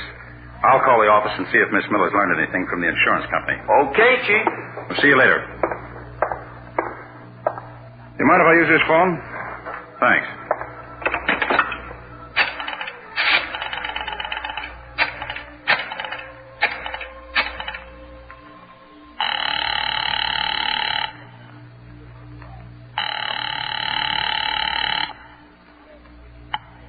District Attorney's office. Hello, Miss Miller. Oh, Mr. Garrett, we've been waiting to hear from you. I've just been talking to the chief investigator at Globe Casualty. Well, what did you learn? Well, he said Alfred Hicks had been assigned to a stolen car claim. A big stolen car claim, incidentally. Oh? How big? An auto carrier loaded with 4 new sedans was hijacked about 14 miles from the factory. Do we have a report on that? We do now. It's on your desk. Fine. Mr. Hicks had been checking the want ads for any slightly used cars that might be for sale. His last call had been at the Sleep Easy Motel on South Street. Well, that was his last call, all right. He was seeing a private party named Thompson. Did you call the motel? Yes, sir. There was a Mr. and a Mrs. Thompson. They checked out about 7 last night. That figures. Look, if Harrington calls in before I get back to the office, send him over to the Sleep Easy Motel. Yes, sir. Tell him to get a description of the Thompsons and any leads on where they might be. I'll see you in about 20 minutes.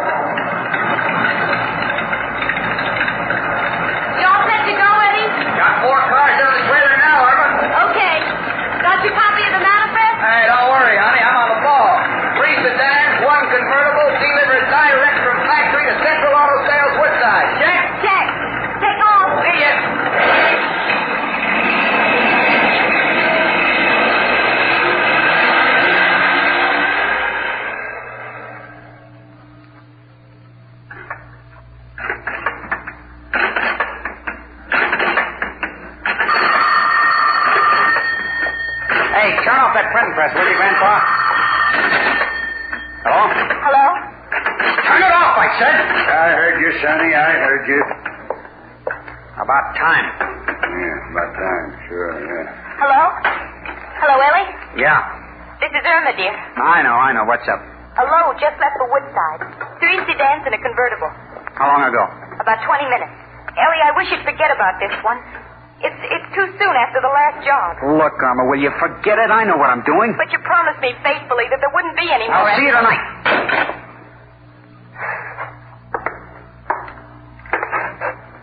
Now, what are you looking at, Grandpa? The loving young husband hangs up on his wife.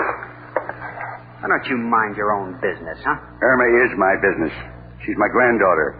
And my wife. And if I'd had my say about her marrying You didn't have any say. You were doing time, remember? Yeah, I was doing time, all right. But I'd done my time.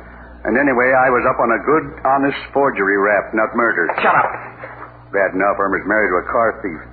How'd she like it if she knowed you were the killer, too? Shut up, I said. Easy, Sonny, easy. I ain't afraid of that gun of yours. I already messed up my life. I ain't got much left to lose, except... maybe Irma.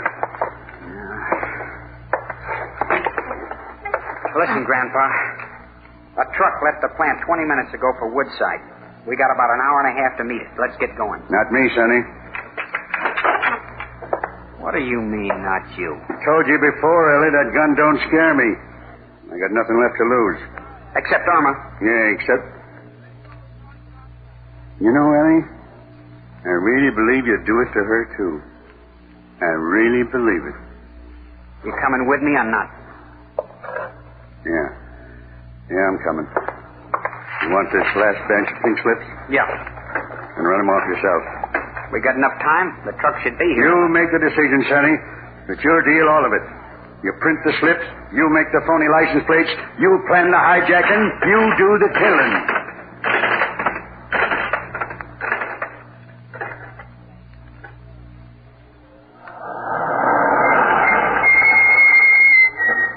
Okay, this is the spot. The auto carrier's just coming over that hill. Think you can drive this truck, Grandpa? I drove it last time, didn't I? Yeah. But I paid a lot of loot for this wagon, and it's helped me get a lot more. I'm sentimental about it. I didn't think you could be sentimental about anything. Here comes our sucker.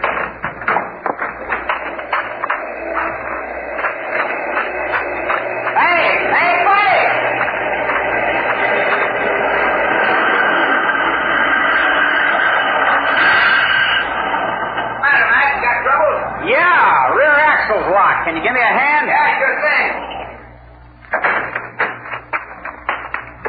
I hope you got a good flashlight on you. Yeah, these things always happen after the sun goes down, it seems. It's the rear axle. I'll take a look here. Yeah. Looks all right to me. Maybe it's just... Hey! Okay, Grandpa, you drive this one. I'll drive his. What are you going to do with that driver, Ellie? Don't worry, I'll take care of him. Get going. Go on, Grandpa. Move, will you? Go on!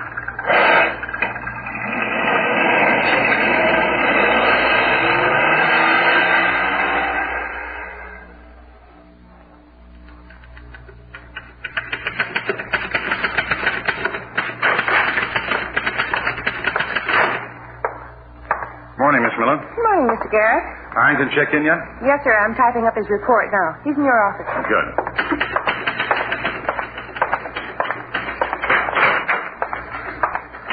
Hi, Chief. Hi. How did you make out, Harrington?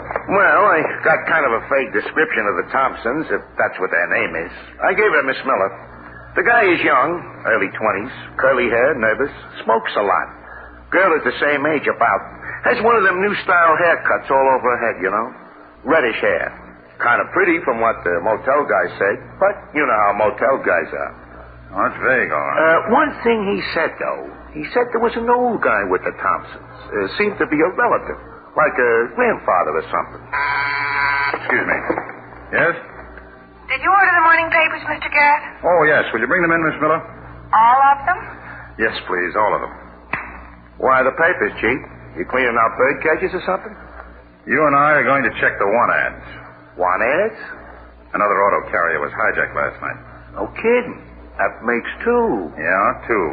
From the same assembly plant. 4 brand new cars on it.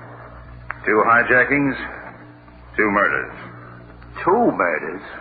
The driver of the auto carrier. He was found on the highway last night. Harrington, you and I are going to check the ads for slightly used automobiles.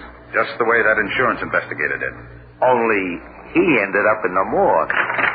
Here are the papers, Mr. Garrett. Oh, thank you. Well, Harrington, I wonder where we'll end up.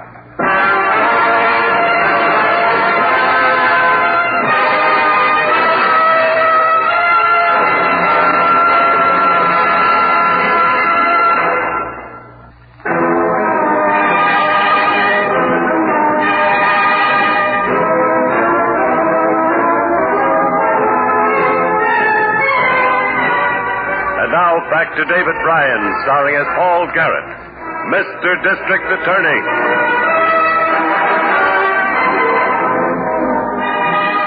Two auto carriers had been hijacked. 8 brand new cars had been stolen. And 2 men had been murdered in cold blood. For 3 days, Harrington and I and other members of my staff tracked down every lead, including the ads for slightly used cars. No luck. 3 days. 4 days. 5 days. Somewhere in this teeming city, our killer was still free. Free to kill again. Ellie, I wish you'd stop that pacing. Ellie, please. Your wife's talking to you, Sonny. I heard her. Ellie, will you stop? Stop what? Stop this. Stop that. Stop the car deal. Stop the phony licenses. Stop living, why don't you tell me? Now, there's an interesting idea. You shut up. I've taken enough from you. Ellie. Oh. Ellie, what's wrong with you? Oh, you know, Irma. This is a big job. We still got 2 cars left over from the last job. And so far, all week, we only got 1 call about our ad. An old maid school teacher didn't even have her driver's license yet. Oh, I knew you shouldn't have pulled this job. I didn't even know about the first one till after it was done. There's lots you don't know, honey. Shut up, Grandpa. Ellie, you promised me there wouldn't be any more. I only helped on this one because you promised me you'd stop. Will you? No. No, I won't forget it. You won't let me. I won't let you. No. You're so tense and nervous. What do you expect? Hot cars stashed away all over town and us holed up in this flea bag motel waiting for want ads to pay off. Maybe we should have stayed at the Sleepeasy. Lots of action there. It's more than that, Ellie. It's the way you talk, the way you look. You look so cold and hard, like a real... Like a real what? Go on, say it. Like a real crook, she means. Or even a killer. I told you to keep your big mouth shut. Ellie, stop it! I've taken all from this old man is going to give. Ellie, put down that gun. Ellie! Ellie, that gun, where'd you get it? Ellie! Give it, Irma. Just see that this grandfather of yours doesn't louse up this whole deal. I don't trust him.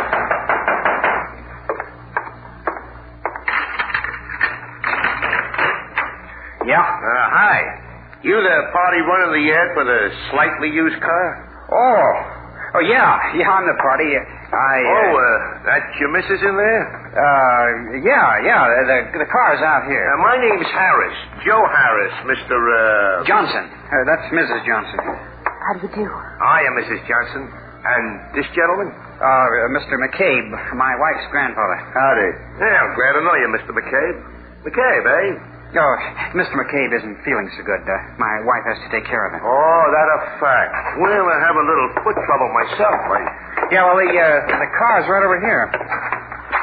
Oh, not bad. Not bad at all. Practically brand new. Hasn't even been all broken in yet. Just a few 100 miles on it. See? Yep. That's what this speedometer says, all right. Hey, these tires are in good shape, too, ain't they? I told you. Not even broken in yet. Why are you selling it, Mr. Johnson? Oh, you know, I bit off more than I can chew. I need the cash. Sometimes a guy gets in over his head. Yeah, sometime they do. You mind if I look under the hood? Go to it. Say, that motor is clean, all right. Real clean. Almost like it wasn't even used. I told you. If it was any newer, you'd have to pay new car prices. Best one I've seen today. How much? 2,000 flat. 1,800? I'm interested. 2,000. Take a ride in it, and you'll see why. All right, I'll tell you what. I'll go home and get the missus. Then we'll let her drive it. If she likes it, I'll go get the $2,000. Okay? Well, you know, a car like this won't last long, and that ad brings in a lot of calls. Okay, I'll give you a deposit. I'll hold it for an hour or so. 25, all right? Well, no longer than an hour. It's all the cash I got on me. Mind giving me a receipt? Oh, no, not at all. Here, this envelope is good enough. It's only for an hour. Okay. Hey, you won't be more than an hour, will you? Oh, don't worry. I don't want to lose a deal like this. I'll get the wife and see you before an hour, maybe. This your car? Yeah. I'll sure be glad to get rid of this clunk. See you.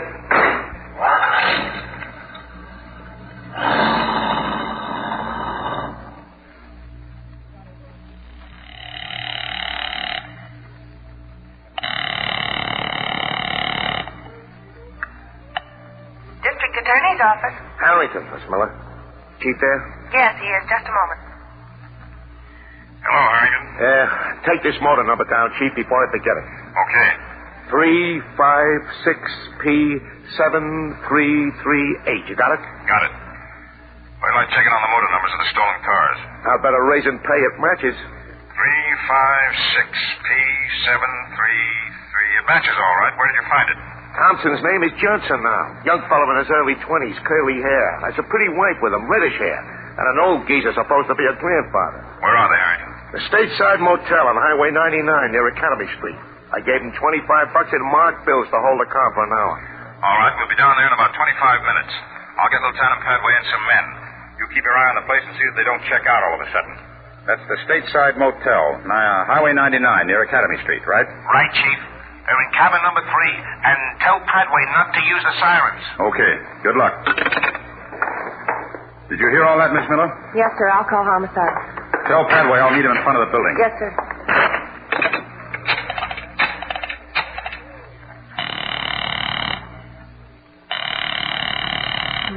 Come on.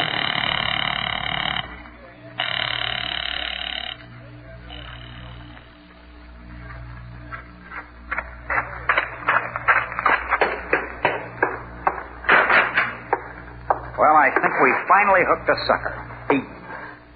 Hey, where's the old man? He said he was hungry. I told you to watch him. I told you. For Pete's sake, Ellie, Grandpa just went to get us some sandwiches. When? Why, you were talking to that man.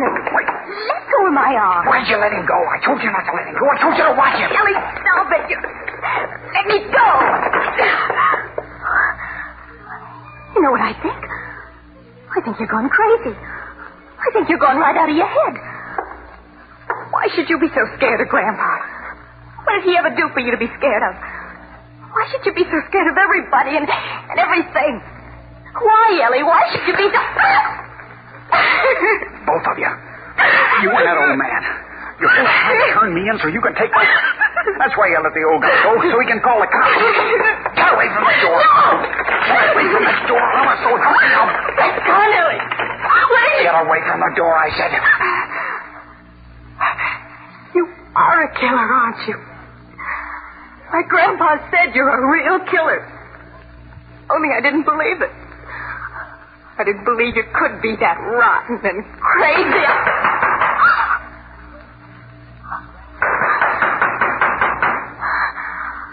Move. Come on, get over here.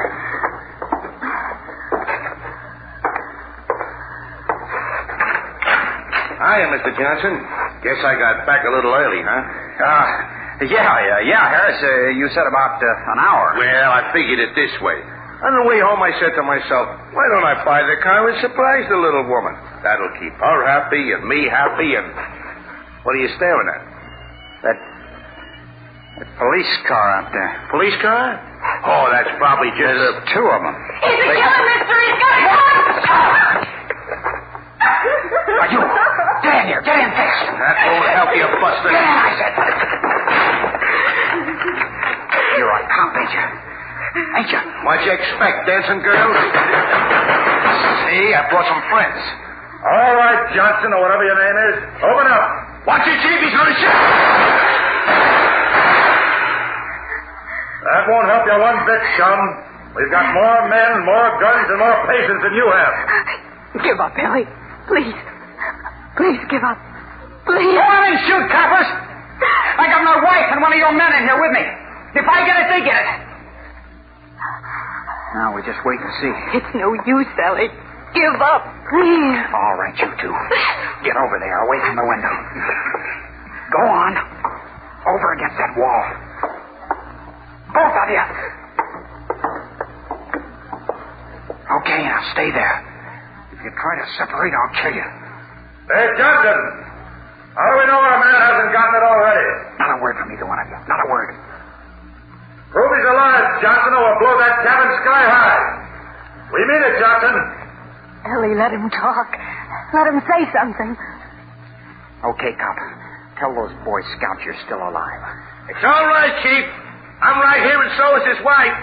But you better do like he says, Chief, because he's armed and he's dangerous. All right, that's enough. Hey, what the... What are you... Hey, Jim, thanks for the chance. My turn now. Hey, let go. Let go, my arm. Drop it.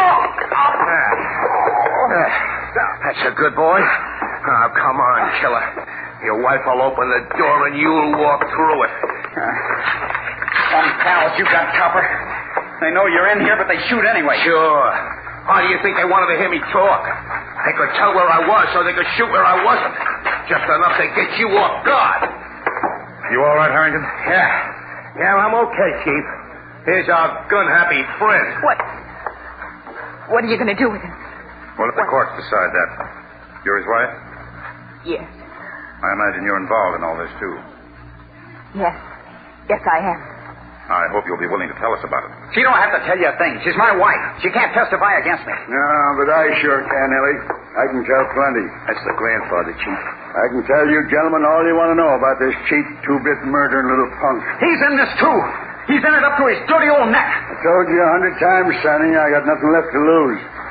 I'd like to do one decent service to the world while I still got the chance. Grandpa, no. No. Sorry, Irma, honey, but putting Ellis away is it. I hate killers.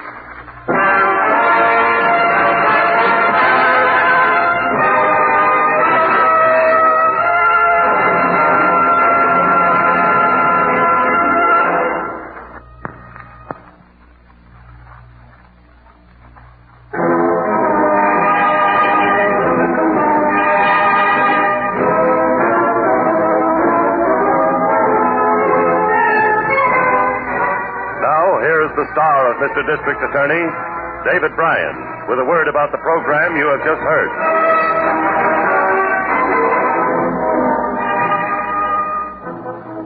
Perhaps you read about it in your newspapers.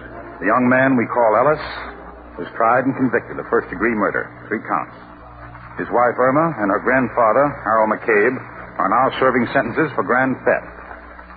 Now, this is David Bryan inviting you to join us when we present our next case, based on the facts of crime from the files of Mr. District Attorney.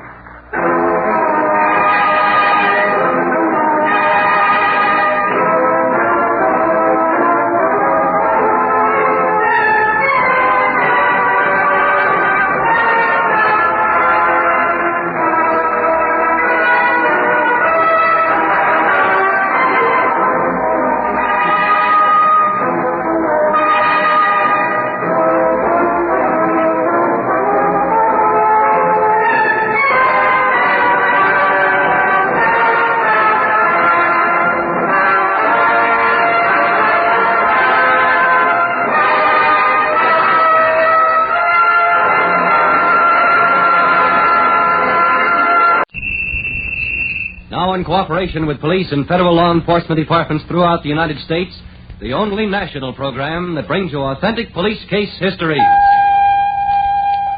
Gangbusters.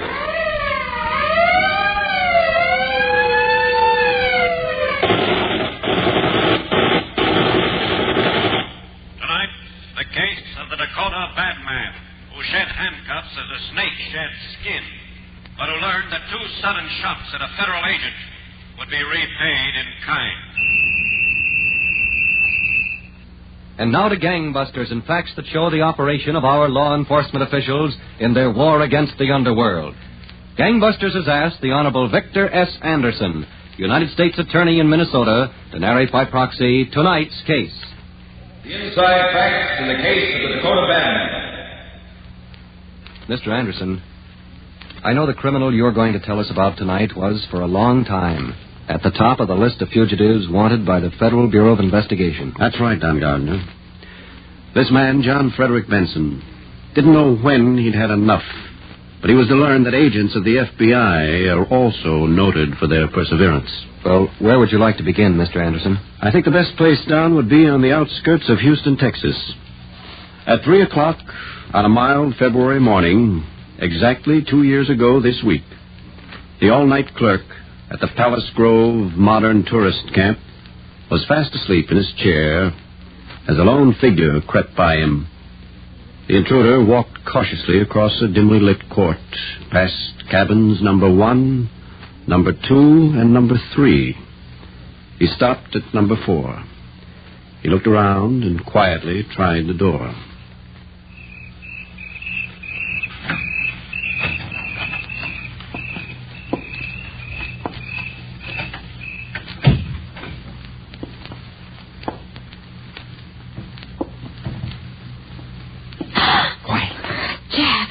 It's me. What happened? How did you get out?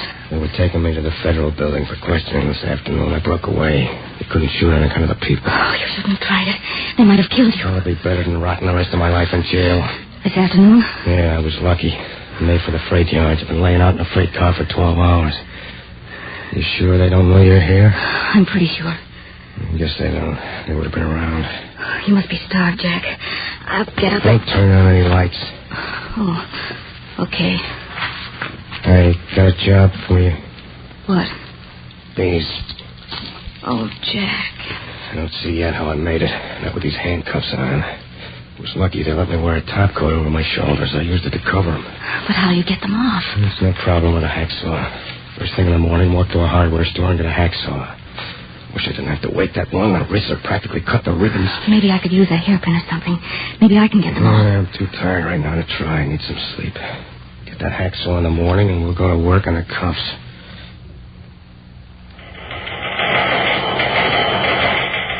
Attention, Texas and Southwestern authorities. Escaped federal prisoner, John Frederick Benson, described in first bulletin. This man, who may still be wearing handcuffs, escaped custody of United States Marshal at Houston, Texas. Caution. Caution. Benson may now be armed and is known to be extremely dangerous.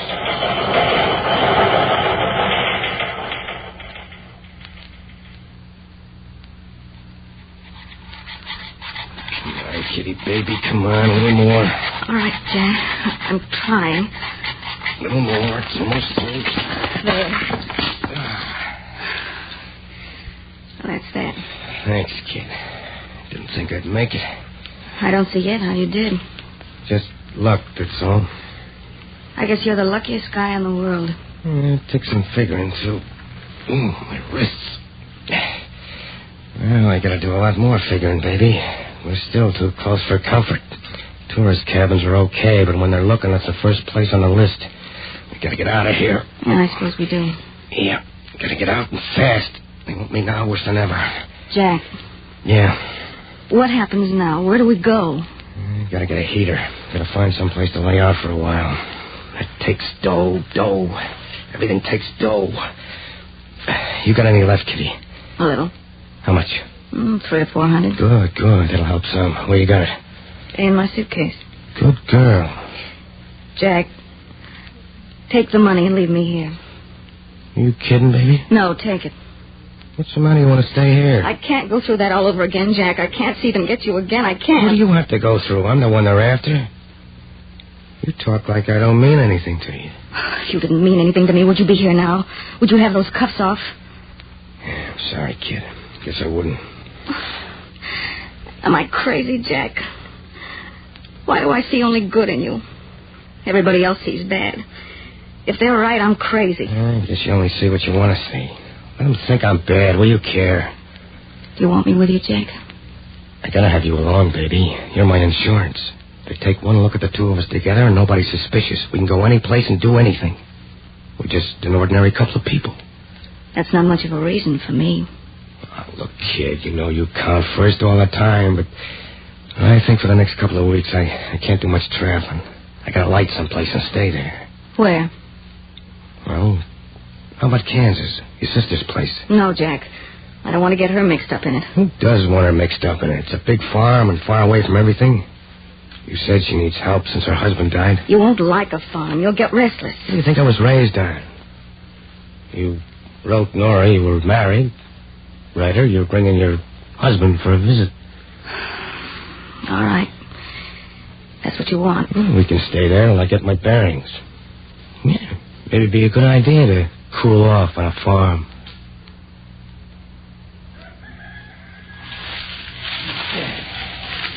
Yeah, rotten stuff. Hey, who needs it?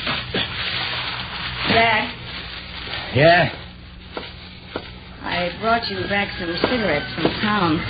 Thanks. Wish you might have let me know you were going. I've been having a wonderful time here pitching hay. Well, you were still sleeping, and I didn't want to wake you. You got in so late. All right, Kitty, so I got in late. Besides, with Nora and the kids, there would have been room in the car. Nora and the kids are making me sick. I had all of this farming I can take. 3 weeks isn't so long, and they're still looking for you. They're looking for you hard. Yeah, let them look. Any jail would be better than breaking your back in this kind of work. Where'd you go last night? What do you care? Well, you didn't get in till so late. Okay, I didn't get in till late. I went to mail a letter. Oh, I see. It's to Harry Porter in Omaha. Want him to line up somebody for me. Good gunman. Then we're leaving here? Haven't you had enough? I guess you have. There's big news in town, Jack. Yeah? The State Bank at Cackley was broken into last night. Oh, what do you want me to do about it? You promised, Jack. You promised you'd lay low and stay out of things. I don't go in for safe crackings. I'm a gunman. How did you know the safe was cracked? I didn't say it. Oh, don't all banks have safes? Hey, what are you trying to make me walk into? You were out late and there's no place to go. I never broke into any place before. That's not my line. The talk is it was an amateur job. Forget it. Had nothing to do with the thing. Now, let me get finished up here. Yeah, Jack. That'd be a good idea. Oh, Nora wants to fix supper early. She's taking the kids over to the McLaughlin's later. Yeah, the kids. They give me a pain in the neck. Come on, let me get some hay pitched.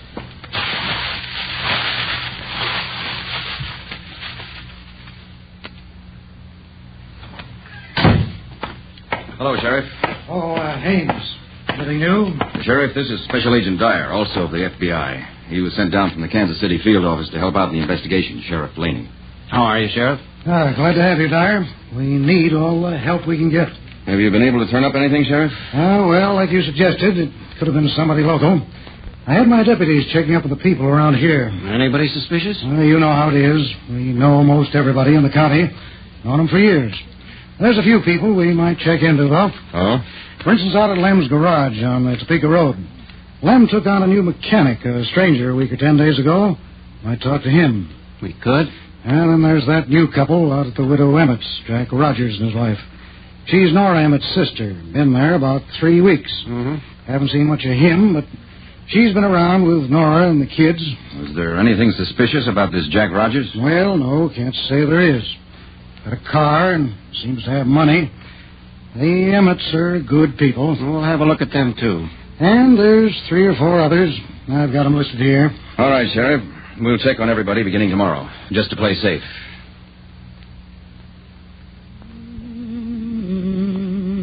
Kitty. Kitty. In here, Jack. In the kitchen. Crying out loud, where are you when I want you? I'm just fixing lunch for the kids. Hey, what are you, nursemaid or something? Let Nora take care of her own kids. She went to town. What, again? Does she have to go to town every day? She's been living the life of Riley since we came. I pitch the hay, you take care of the kids. What is this? After all, Jack, she's been awfully nice to us. Well, let her get a couple of hired hands. We're pulling out anyway, as soon as I hear from Harry Porter. Jack, you promised you'd stay until the heat's off. You promised me. Well, I had enough farming. Car. Nora? No. She said she wouldn't be back till 6. Take a look out the window. Who is it? It's not Nora. It's a man. Cop? I'll talk to him, Jack. I'll send him away. Where are the kids? Upstairs. Go up and keep them there. I'll handle this. Be careful. Please be careful. Go up and take care of the kids. Let me talk to him. I'll handle it. Jack, let go. You're not going to use that gun. I got it, yeah. I'll get up there. I'm going to meet him on the porch. You get up with the kids.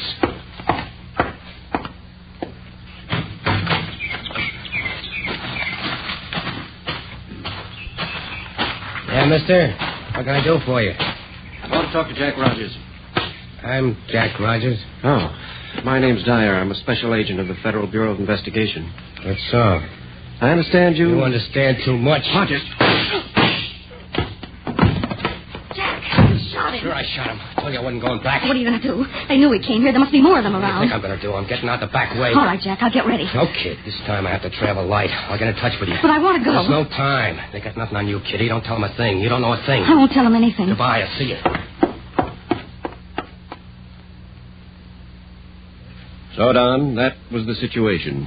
The criminal, John Frederick Benson, shot and critically wounded an agent of the Federal Bureau of Investigation who attempted to question him. Benson fled the scene and left the girl, Kitty, alone to face the other law enforcement officers. When Sheriff Laney and Special Agent Haynes arrived, they placed Kitty in custody and rushed Special Agent Dyer to a hospital. Later, at the sheriff's office, the girl was being questioned by the officers in their attempt to get a lead on the whereabouts of Benson. I'm telling you, I don't know where he is. I don't. You traveled all over the country with Benson. You were at the farm together 3 weeks. He must have mentioned where he counted on going when he left. We were going to stay for a while. There wasn't any thought of leaving. The FBI agent he shot might die. I know. I'm sorry. Being sorry doesn't help much. If you want to help, tell us where he went. I don't know. He must have given some indication. I don't know where he went. Please believe me, I don't. All right, miss. That's all. You mean I can go? Yes, you can go. Now? Yes. As much as we'd like to hold you, there's no charge we can place against you. I see. Have you got any place to go? Back to the farm, I guess. For a while. Then I don't know. All right. If we need you, we'll be in touch. I'm sorry I couldn't help you more. So are we. Well, Sheriff, she's on her way. I hope you get something out of it, Haynes. Me, when I get somebody that belongs in jail, I like to keep him there. Sheriff, Benson's a lot more important than she is.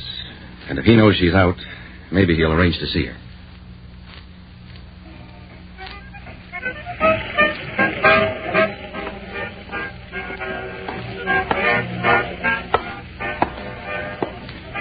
Hi. Well, Jack, ain't it? What do you care? What are you drinking? I'll buy you another. Who am I? Your name's Meggs. Harry Porter said I might find you here. Yeah? How is Harry? Okay. Is his ear still giving him trouble? It's not his ear, it's his stomach. That's right. It is his stomach. He said you was looking for somebody to go in business with. Maybe I am, but not here in Omaha. I'm free to travel. Meggs, huh? That's it. Gun boy? Nothing else. Okay, I'll think about it. I gotta think about it, too, Jack. You're a pretty hot customer. There's not many who shoot up G-men and are walking on the street to talk about it. I never talk about it, especially in bars. It's a nice, quiet place. Let's go for a ride. There's not so many years in automobiles. Come on.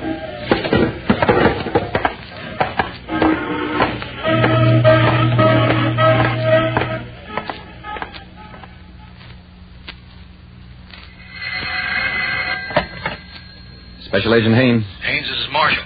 We just got a teletype message from Minneapolis. The girl, Kitty, got there on the train this morning and bought a bus ticket to Sainish, North Dakota. Sainish, huh? Benson's got relatives there. Yeah, I know. We're already watching him. Okay, let's move in a little closer. Get plane reservations for Minneapolis.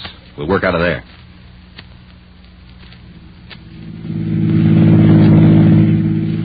Okay, Meggs, you'll do.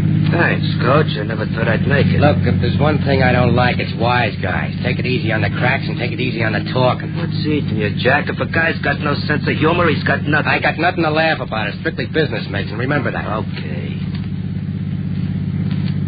Well, when do we get started? Ever worked the Dakotas? Dakotas? What's up there? Plenty. You know where to find it? Why take such a trip? I've got a way of operating, Meggs. It includes having a girl along. Make things look good. The girl I want along is up there. Ah. Yeah, that's not a bad idea. I got a girl, too. One's enough. Yeah, one's enough. as long as she's yours. If you don't want it my way, Meggs, you can get out right here. Okay, all right. You got a traveling companion. Don't get excited.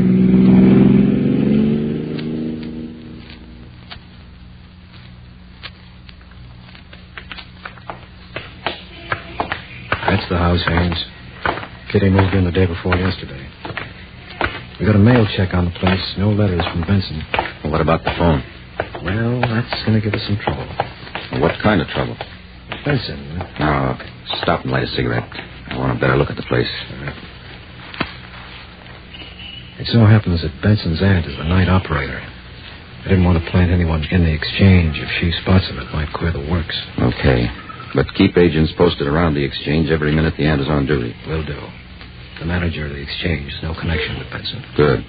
I don't think Benson will have nerve enough to come right to the house. He might figure it's covered. But I'm almost certain he'll try to get in touch with Kitty. And if he does, we want to know about it. Come on.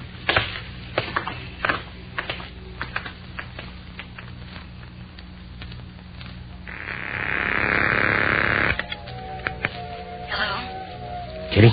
Jack. I want to make this short and sweet, baby. I'm close. I'm going to come by for you. Jack, maybe you walk into... It'll work. Is my aunt home? No. She went to see a friend before work.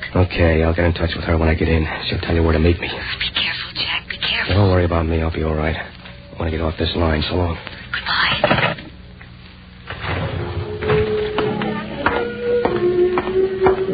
Okay, Meg, let's get out of here. Sit down, will you, Jack? Let me finish my drink. All right, but make it snappy.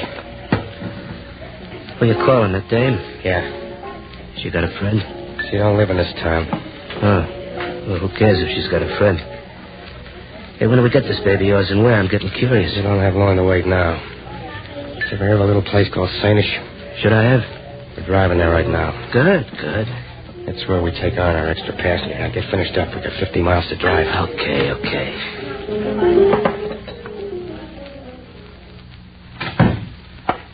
Haynes? Yes? The manager of the local telephone exchange just got in touch with me. Oh? There was a call to Kitty. It came through from Bismarck. From Benson? He doesn't know. He just saw the ticket. He happened to go by the office, and the ticket had just been filed. Is Benson's aunt on duty at the board? No, she's not scheduled to come on for another hour. Okay. We'll get in touch with the police at Bismarck to be on the lookout for Benson there.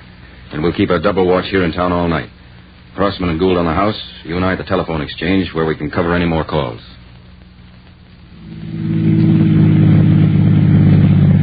So this is Sainish, huh? Yeah, this is Sainish. I can see why you left it at such an early age, Jack. What do people do around here for excitement? They sleep. Which way you driving there? Stop sign. I see it. Okay, go on. A stop sign they need there. Why, to see the cows coming? That's the telephone exchange in the middle of the block. You mean your aunt's got to stay on duty all night? Who makes calls around here at night? Pull in over there. Okay. Why don't we go to the dame's house? I'm doing this. All right, turn out the lights. Okay. Hey, what do you need a gun for here? I didn't need it back in Kansas either, but I used it. Come on. I'll wait here. Come on, I said. Okay. All right, we go around the back. What's the matter with the front? Nobody's there but your aunt. We'll go around the back. Well, there's trouble to see a dame. Come on, shut up. That's far enough, Ben. What? Cops? Get him! Stop. Shoot at him. Don't. Oh, Jack. Put your hands in the air. Okay, pick it up. That's it. Okay, take it easy. Where did the bullets catch Benson? The heart, I guess. He's dead. Okay. Wait here till the coroner comes. I'll take care of this one. Go on, you. Start walking. Okay, I'm walking.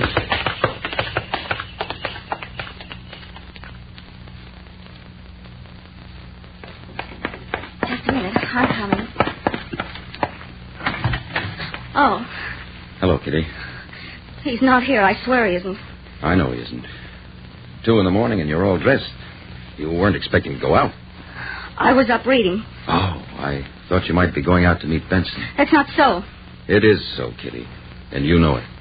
What do you want? You can't come in here. Can't I? I came to tell you, Kitty. Benson's dead. Oh, no. He tried to fight us. All right, you better come along with me. He wasn't bad. Not really. He was good to me, honest he was. He was good to me. I don't doubt it, Kitty. But being good to you wasn't enough. Not nearly enough. He wasn't very good to his victims, nor to the FBI agent he shot. Come on, let's go. That, Don, was the end of one of the most intensive manhunts in recent years. John Frederick Benson died by the gun, the way he expected to thrive. And the same finish faces any man who thinks he's bigger than the law which governs all of us. Thank you very much, United States Attorney Anderson, for this pointed case history. And Gangbusters, congratulations to all the law enforcement officers who participated in the investigation leading to the conclusion of this case.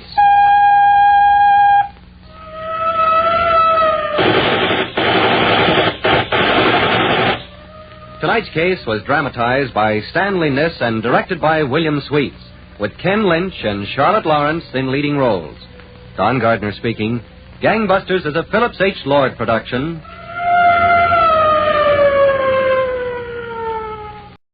Proudly we hail.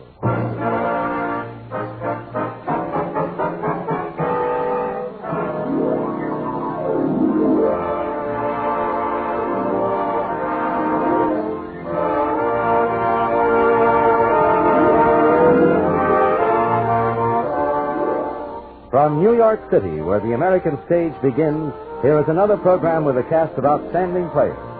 Public service time has been made available by this station for your Army and your Air Force to bring you this story. As proudly we hail Ethan Allen, one of America's first heroes.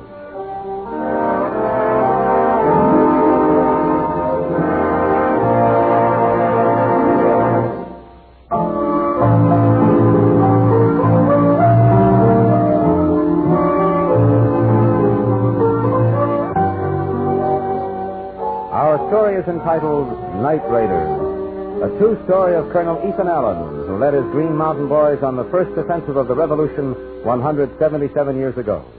Our first act curtain will rise in just a moment, but first, you young men who graduated from high school in the class of 52, listen to this. There's a real opportunity for you in the expanding United States Army, and you can continue your education, too. You see, the Army gives its soldiers the finest technical training in the world. Today's many soldiers go to excellent schools where they learn to do a job and do it right. What's more, in the Army, you can even get a college degree through USASI, the United States Armed Forces Institute. And because our Army is expanding so rapidly, promotions come fast. Remember, there's lots of room at the top. You'll lead an interesting, healthy life, too, and work side by side with other intelligent young Americans.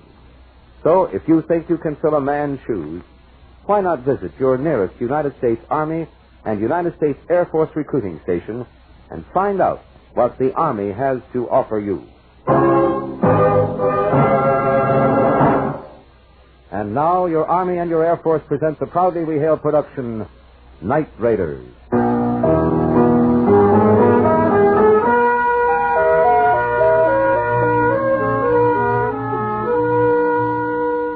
At the southernmost tip of Lake Champlain, you'll still find the walls, the crumbled battlements, the barrack foundations of the old fort, Fort Ticonderoga.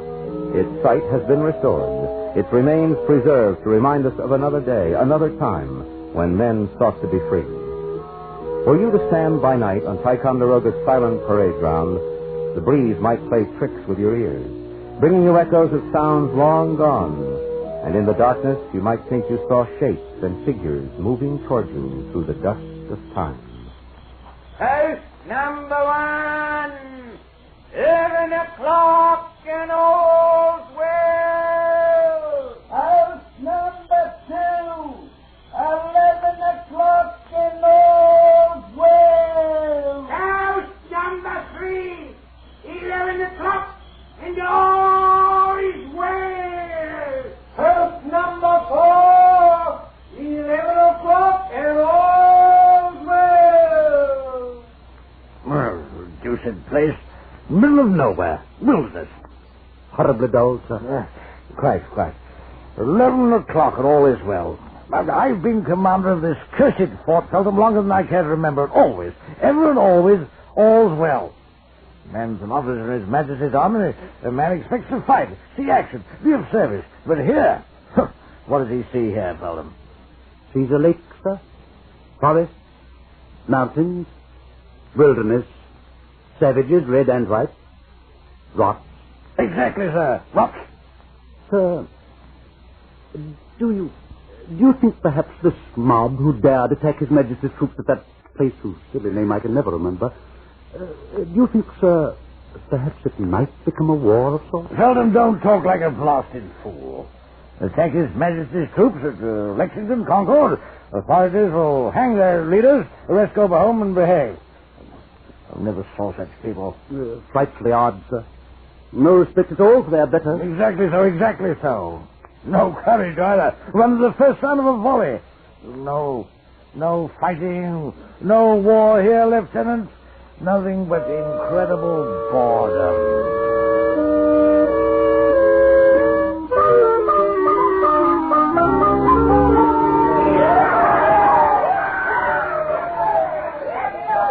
Catamount Tavern in Bennington, Vermont, some 50 miles to the south of Fort Ticonderoga, was just as wild and ferocious as its title proclaimed.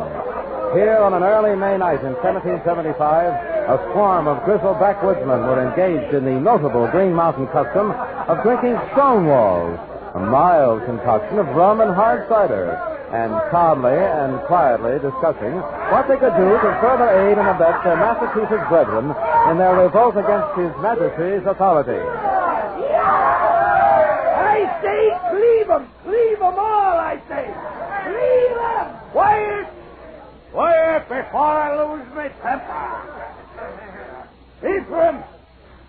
You don't stay shut, I'll stuff you into that barrel. Now, ain't that a sight better? We came here to figure out how we can help our brethren on Massachusetts Bay.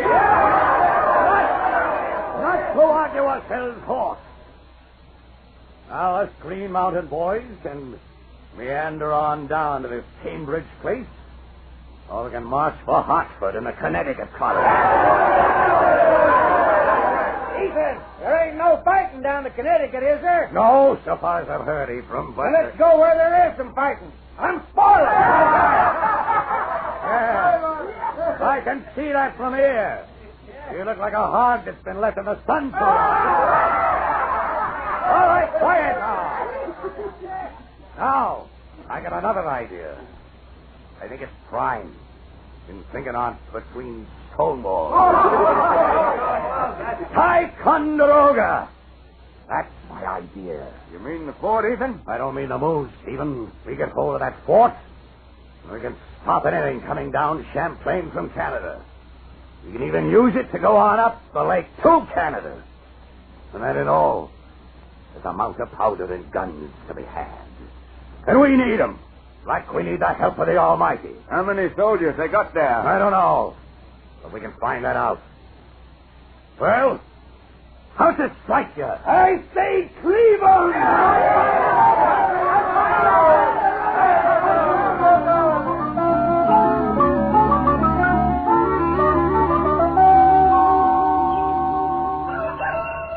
Morning, Ethan. Morning, Stephen. It'll be a fine day. Fine. I'm hungry as a bear in springtime. Ain't thirsty, are you? That was a real set to, huh? Going up the river and take old Ty away from the Britishers. Ain't it peculiar what the light of day will do to an elegant idea like that? Appears just as good to me in the sunlight as it did in your tap room. You mean you really set on it? You wasn't just... Oh, what do you take me for? You ever heard the time Ethan Allen got a plan and didn't carry it through plumb to the finish? You ever? No, Ethan, no.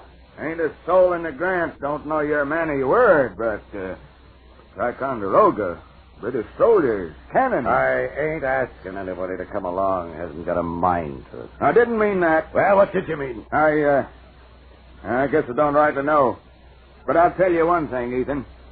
If you're set to take this fort, then I'll close up the Catamount and come along with you. Well, I'd certainly be obliged, Stephen, if you did. Now let's see what you got to eat for a starving man, huh?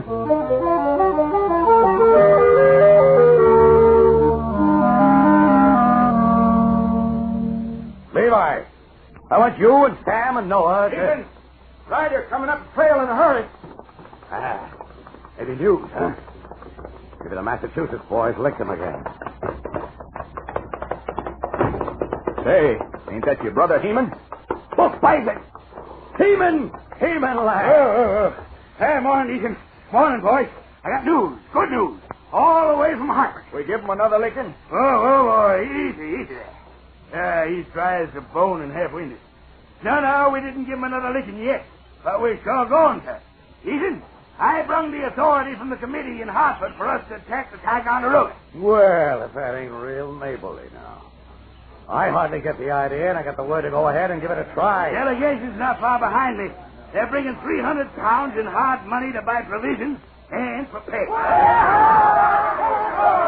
I'm a man who likes to see things going on. Levi, Sam, Noah, you know what to do. Get your horses and ride. I want all the boys in these parts here by sundown. We're going on a big wolf hunt.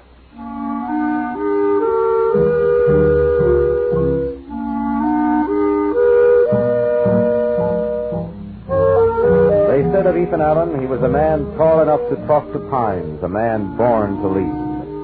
By sundown that evening, the Catamount was filled with Green Mountain boys and volunteers who had come in with a delegation from Hartford. Well, Colonel Allen, that takes care of the official business. We have the necessary papers and the necessary cash. I'm at your command. Mr. Mott, Colonel Easton, Captain Phelps. As you can hear from the tap room, the boys are anxious to start moving. Bennington and the Catamount is no place for us to set up a headquarters. I'd say we head north to Castleton. We'll pick up a lot more boys on the way, and when we get there, we'll only be 20 miles from the fort. An excellent idea, Colonel Allen. You gentlemen agree? Fine. Then, gentlemen, let's drink on it. And to it.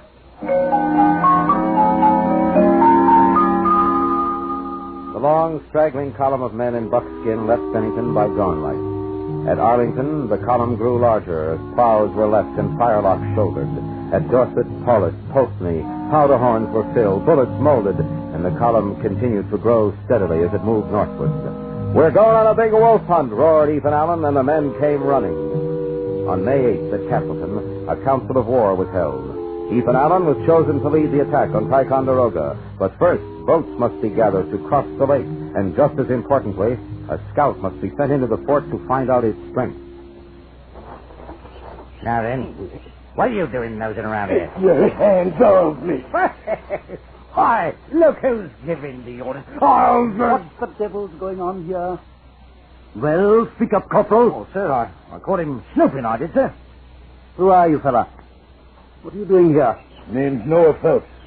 I'm a trapper from up North Sable way.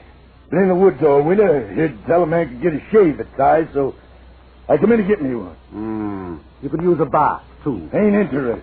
Just want to get a shave, and this big monkey might... That'll do. Corporal, just where did you find this, fella snooping? Well, sir, he was acting suspicious, like, poking his ruddy nose about. Looking for a barber, you fancy pants lobster back? That will do, sir. Who let you in here, anyway?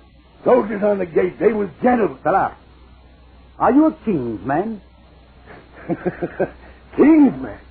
I ain't nobody's man. I'm a trapper, and I heard you got a barber here. Now, do I get a shave or don't I? Hold your tongue, you insolent rogue. You happen to be talking to an officer in his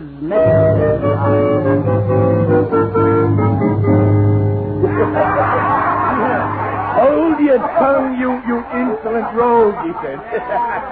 I nearly died trying to keep from laughing. Sounds like you almost got a closer shave than you expected, huh? So there's a breach in the south wall. No, we're beholden to you. It's for nothing, Ethan. Had a fine time. What's this I heard tell about Gershon Beach, blacksmith? Well, Gershon took a little run for himself. I sent him out to call in the boys from the north. He covered 60 miles in less than 24 hours. Do tell. Man can tie himself out running around like that.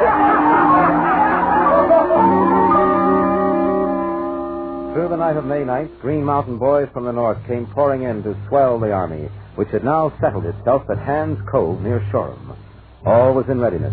and 200 men waited impatiently for the boat parties to arrive, which were to carry them across the lake on Ethan Allen's big wolf hunt at Fort Ticonderoga.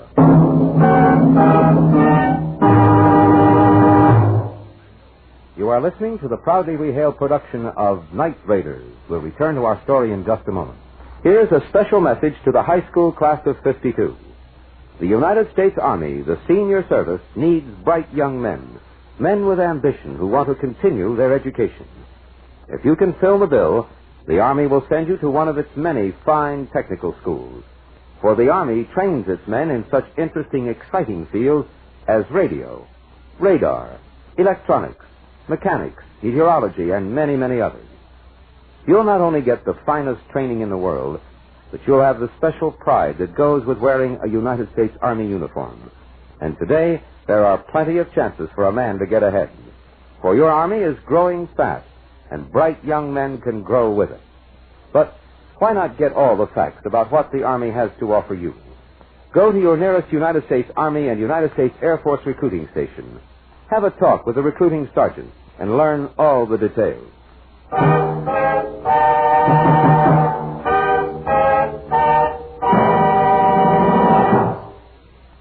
You are listening to Proudly We Hail, and now we present the second act of Night Raiders.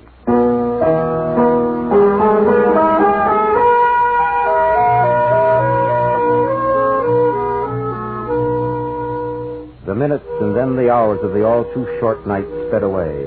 Still, there was no sign of the boat.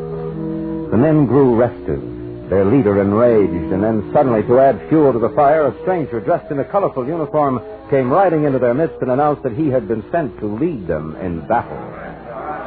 It makes no difference to me whether you come here with the authority or not. I'm running this outfit. And that's vital. We ain't moving an inch without even the leader.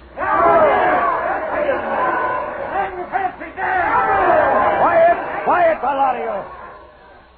Colonel Arnold, whatever your name is, I think you can follow the track of our sentiments. I care neither for your sentiments nor these wild men who follow them. Then you'd best get back on your horse and ride on out of here. I'll do no such thing. I was empowered by the Connecticut Committee to take command of this expedition. My orders supersede the arrangements you and Mr. Mott made. I am your superior officer, and I order you. I think even you, Colonel Arnold, can see how it is. Now, you boys just control your tempers. If anyone's going to lose that temper around here, it's me. We've all been making enough noise to let every Britisher from here to Cambridge know what we're about. Another hour, and... Two boats coming up the lake. That's about time. Nearly dawn. Colonel Arnold, you want to come along on this wolf hunt? That's all right. You can come along with me. But keep your official papers and your orders to yourself.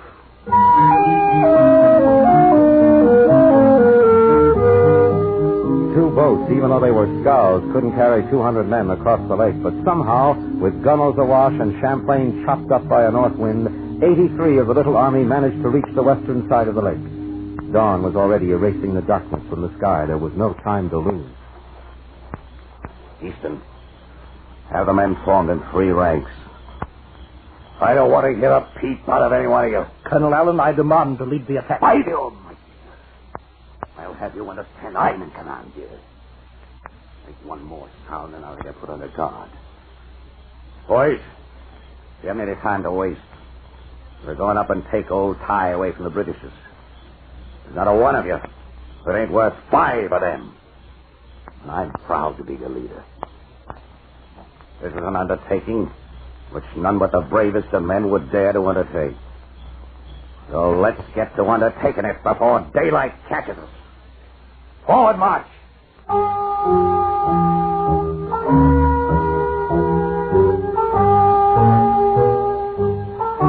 History tells us that the attacking party was armed with rifles, pistols, fowling pieces, blunderbusses, clubs, and hunting knives. With Ethan Allen striding along at their head and Colonel Benedict Arnold fuming close behind, they moved quietly past the redoubt, skirted the east wall, and came to the south curtain where, as Noah Phelps had reported, there was a breach.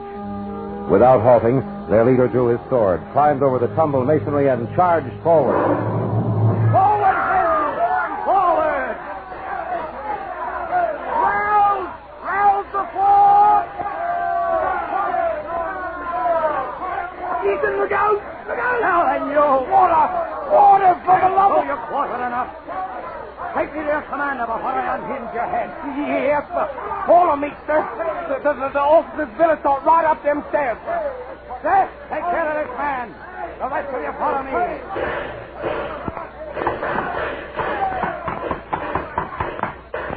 Come out of there, you! Come out of that!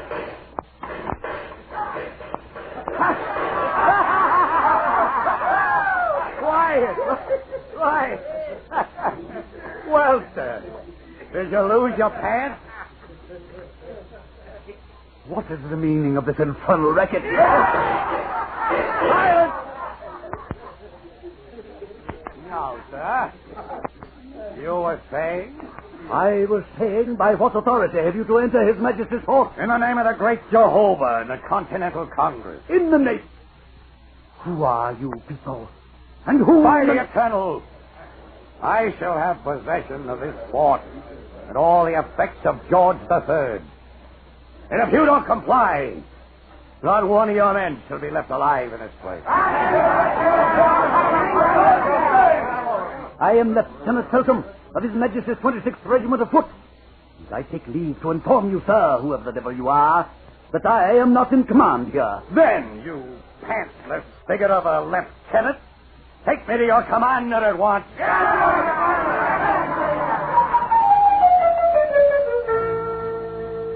And so, with much shouting and firing of guns and general pandemonium, but without loss of life on either side, Ethan Allen and his band took possession of Fort Ticonderoga.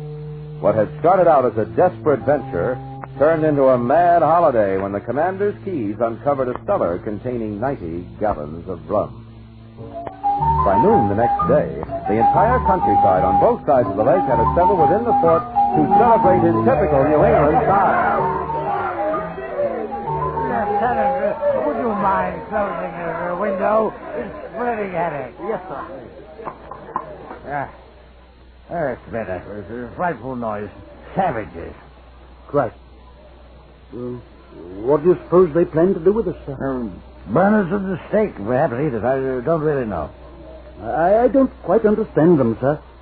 No respect for authority at all. You have to hang the lot of them. True. It's unforgivable. This lout Allen.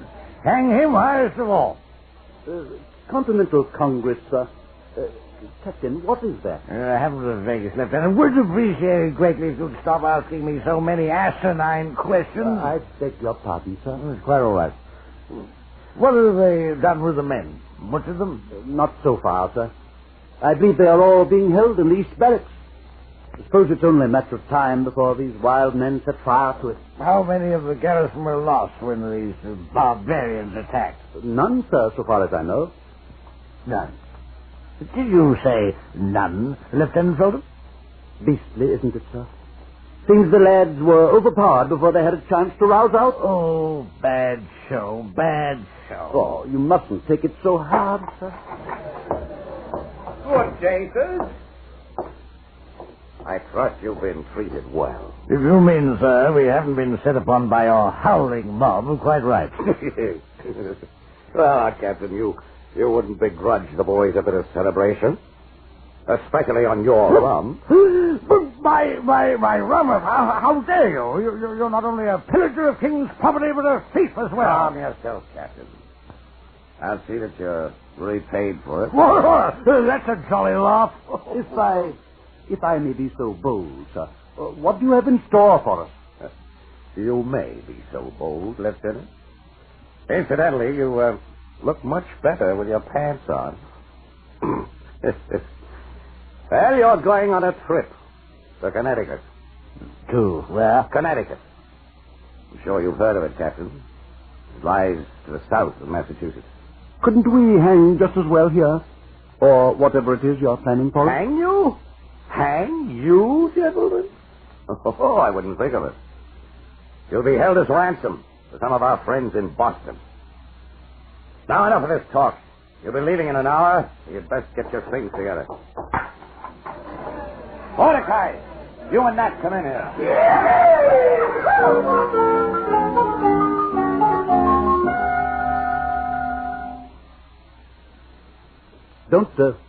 Don't really understand it. I'm not surprised, Lieutenant. Connecticut, I believe I've heard of it. Do you suppose the people are as wild and disrespectful there? Blasted, Felton, will you hold your tongue? What difference does it make what they are? They've been robbed, that's all I know. First take my fort and then my rum. 90 blasted gallons. Never see it again. Never get a penny for it. The thieves, the rabble. Hang a lot of them.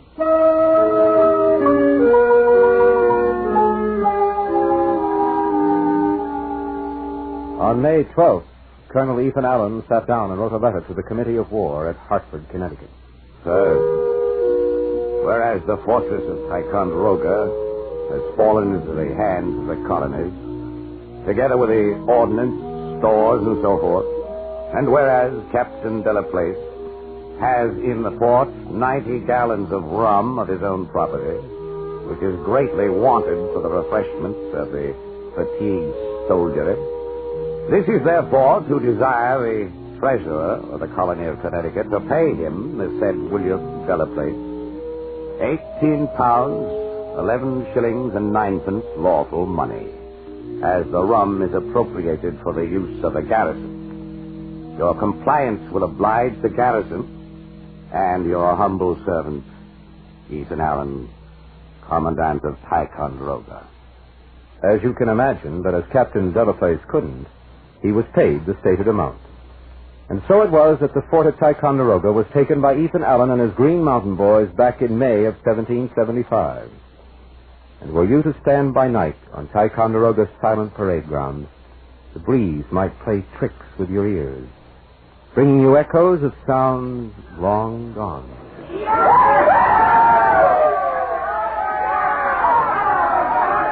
I say cleave 'em!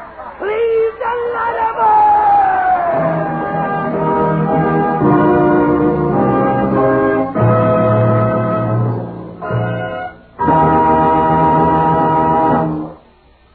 You young men who just graduated from high school, listen to this. The United States Army needs intelligent young men to handle the thousands of important jobs opening up in your growing Army. If you can qualify and come within the quota, you'll be sent to one of the Army's many technical training schools to study such interesting subjects as radio, radar, meteorology, mechanics, or electronics. The Army teaches you the know-how it takes to get ahead faster. So, men, don't worry about your future now that you've finished high school. You'll find the answer to that important question at your nearest United States Army and United States Air Force recruiting station.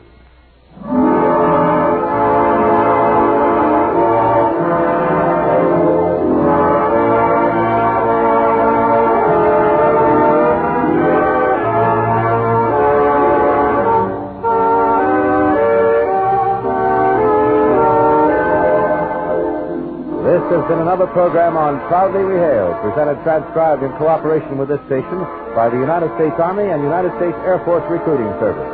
This program featured a cast of outstanding players.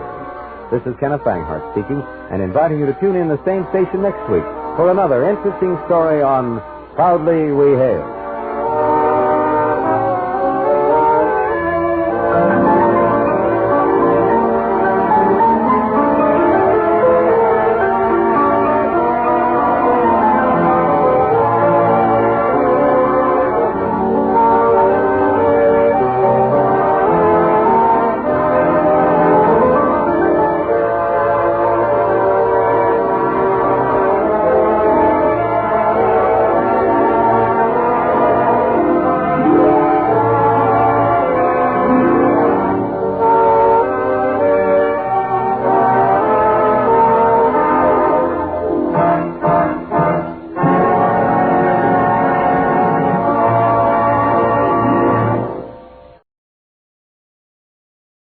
This episode from the life of Sherlock Holmes will be transmitted to our men and women overseas by short wave and through the worldwide facilities of the Armed Forces Radio Service.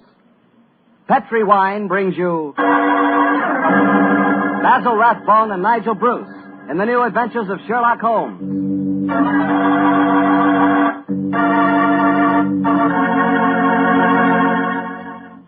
The Petrie family, the family that took time to bring you good wine, invites you to listen to Dr. Watson tell us another exciting adventure he shared with his old friend, that master detective, Sherlock Holmes. So let's settle back comfortably and listen, and while you're getting settled, I'd like to know if you like seafood. And by seafood, I mean everything from broiled lobster to fried halibut. Because if you like seafood, any seafood, you'll love it together with Petrie California Sothern. Fish and Petrie Sothern were made for each other. No kidding. Boy, I'll never in my life forget a broiled brook trout on the plate in front of me and a glass of well-chilled Petrie Sothern right next to it. That fish and that Sothern. Petrie Sothern has a pale golden color that's really good to look at. And as for taste, well, that Petrie flavor is really something. Take my word for it and try it, won't you? Oh, and I'll tell you something else. Try that Petrie Sothern with chicken sometime. Look, I better stop before I get hungry all over again, but just remember this. The best friend a good meal ever had is a glass of Petrie wine.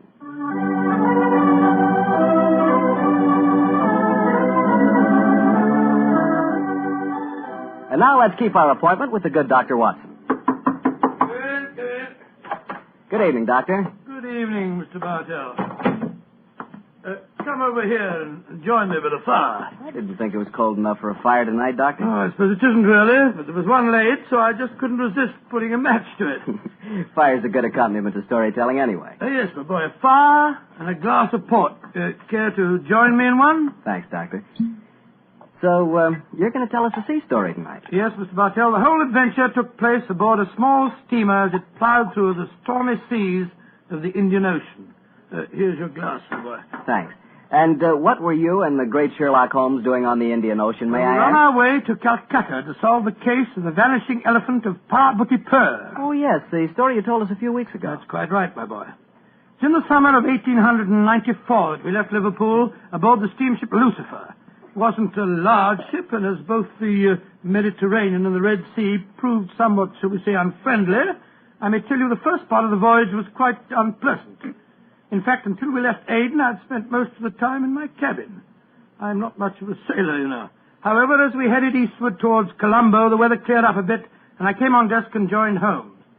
I remember on the second night out of Aden, we paced the decks together. The stars above us twinkled, the promise of a bright tomorrow.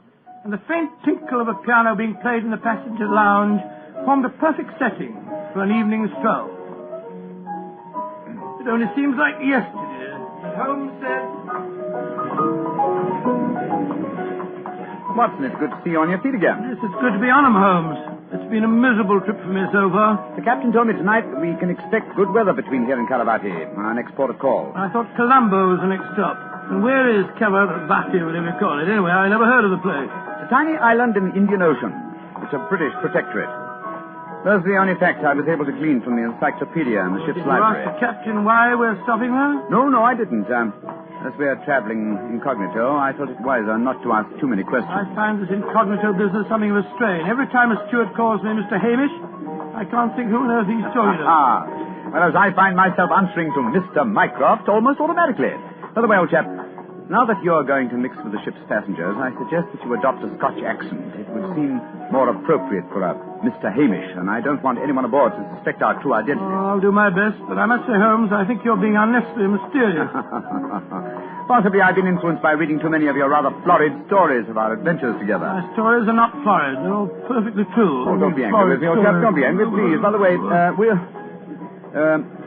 you'll be interested to know that I've unearthed a little mystery aboard this boat. I trust you to do that. Where is she? I mean, what is it? Oh, you observe that suite of cabins on the bridge deck above us? Yeah? What about them? Well, I've been watching them during my nightly strolls for the past 2 weeks. The suite is occupied, and yet the blinds are never raised. And I've never seen meals taken in there. I presume, therefore, that it must contain a private galley and a cook. I don't see anything mysterious about that. It's probably occupied by some wealthy invalid. Oh, possibly. Another interesting fact is that the occupants are not entered on the ship's passenger list. It all sounds very mysterious. There's probably a perfectly simple explanation for it. In any case, you must save your energies for the problem that awaits us in India. You're Mr. Mycroft now, remember that. I will, Mr. Hamish. Mr. Mycroft. Yes, Mr. Hamish? Would you care to join me for a wee drop of brandy in the smoking room? Mr. Hamish, I shall be delighted.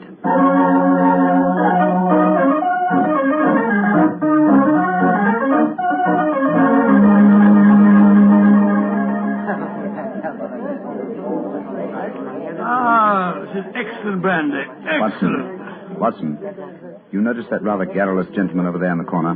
You mean the one at the table with the oriental-looking fella? Yes, the talkative man is the ship's doctor, but I haven't seen the other gentleman before on this voyage. I wonder if he's an occupant of the mysterious suite on the bridge deck.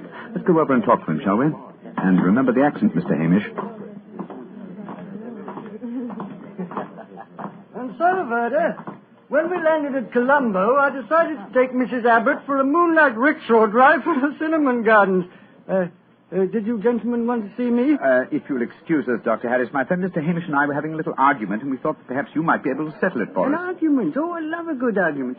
Sit down, gentlemen. This is Mr. Verda. How do you do, gentlemen? Good evening, sir. My name is Hamish, and this is my friend, Mr. Mycroft. I'm so happy to meet you, gentlemen. Now, how do you know, Mr. Verda?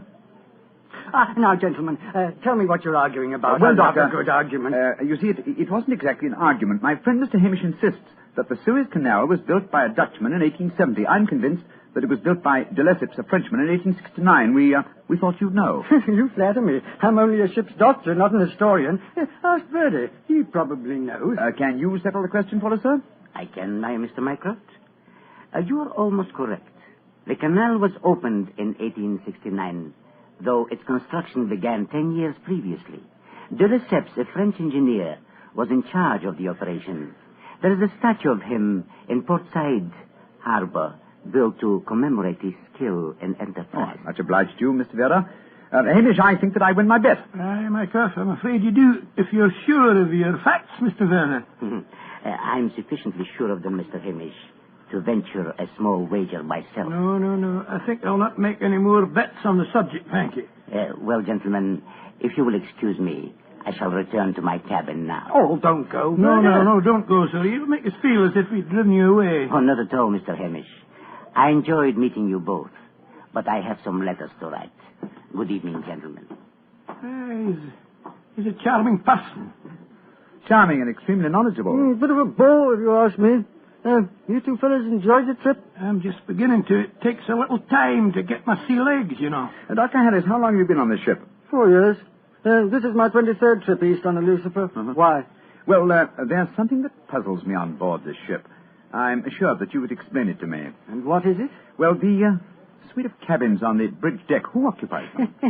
Wouldn't you like to know? I don't know we would, and that's why my friend asked you. Well, I'll tell you. Though it's supposed to be a secret. But there'll be no harm in telling you now, for we're dropping anchor off the island of Cavarati in the morning. In that suite of rooms is the Rani of Cavarati herself. She has her own staff of servants and everything.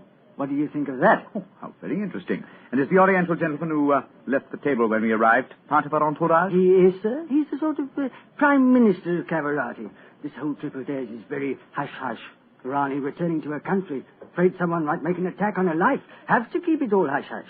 Cavarati is an island that's had a lot of trouble. You seem to be remarkably well informed about the place, sir. Yeah, I should be. I used to practice there in my younger days. Well, really, how very interesting. Yes, I could tell you strange tales about the island.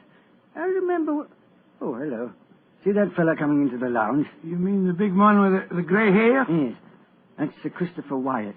Owns all the tea plantations on Cavarati. He's a dull fella, but I'll call him over. Wyatt, come over and join us. Be careful. He'll talk your head off if you give him half a chance. Draw up a chair, Wyatt. We were just talking about Cavarati. It seems to me that would be a good subject to keep away from. At least till after tomorrow, Harris. What do you mean? You know perfectly well what I mean. I should have thought that after your own experience on Cavarati, you would have learned a little discretion. You're talking like a schoolmaster, Wyatt. Why don't you sit down, have a drink, and be friendly? Thank you. I prefer my own company. Pompous ass.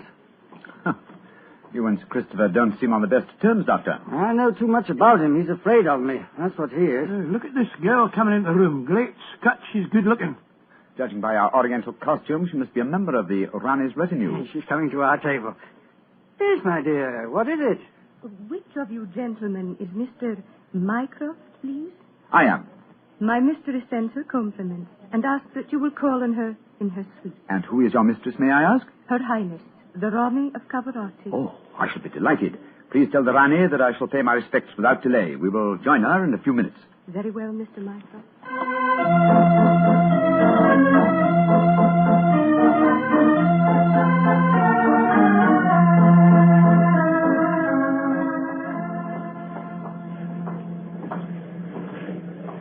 You know, Holmes, this is pretty exciting. The girl that just brought us the message was a stunning creature. Imagine what the Rani herself must be like. Oh, what an incurable romanticist you are, Watson. I suppose you picture the Rani clad in oriental splendor, reclining like an odalisque on silken cushions. No, there's no need to make fun of me, old boy. Ah, here we are at the cabin. Ah, it is you, gentlemen. Follow me, please.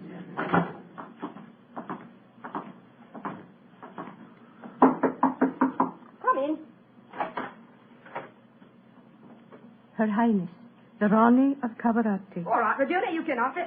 Yes, Your Highness.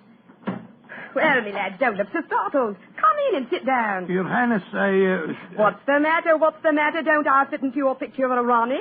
What did you expect? A slant-eyed beauty with a veil and big hips? Well, I've got the big hips, all right. Your Highness. Never mind, Your Highness. Sit yourselves down and talk free and easy like. I may as well begin by telling you that I know who you both are. Mr. Sherlock Holmes and Dr. Watson. Dear me. Oh, I've seen you in the good old days in London, you know. May I ask if our visit is purely a social one, or are you in need of professional advice? Oh, a little of both, Mr. Holmes, a little of both. And we'll start off with being social.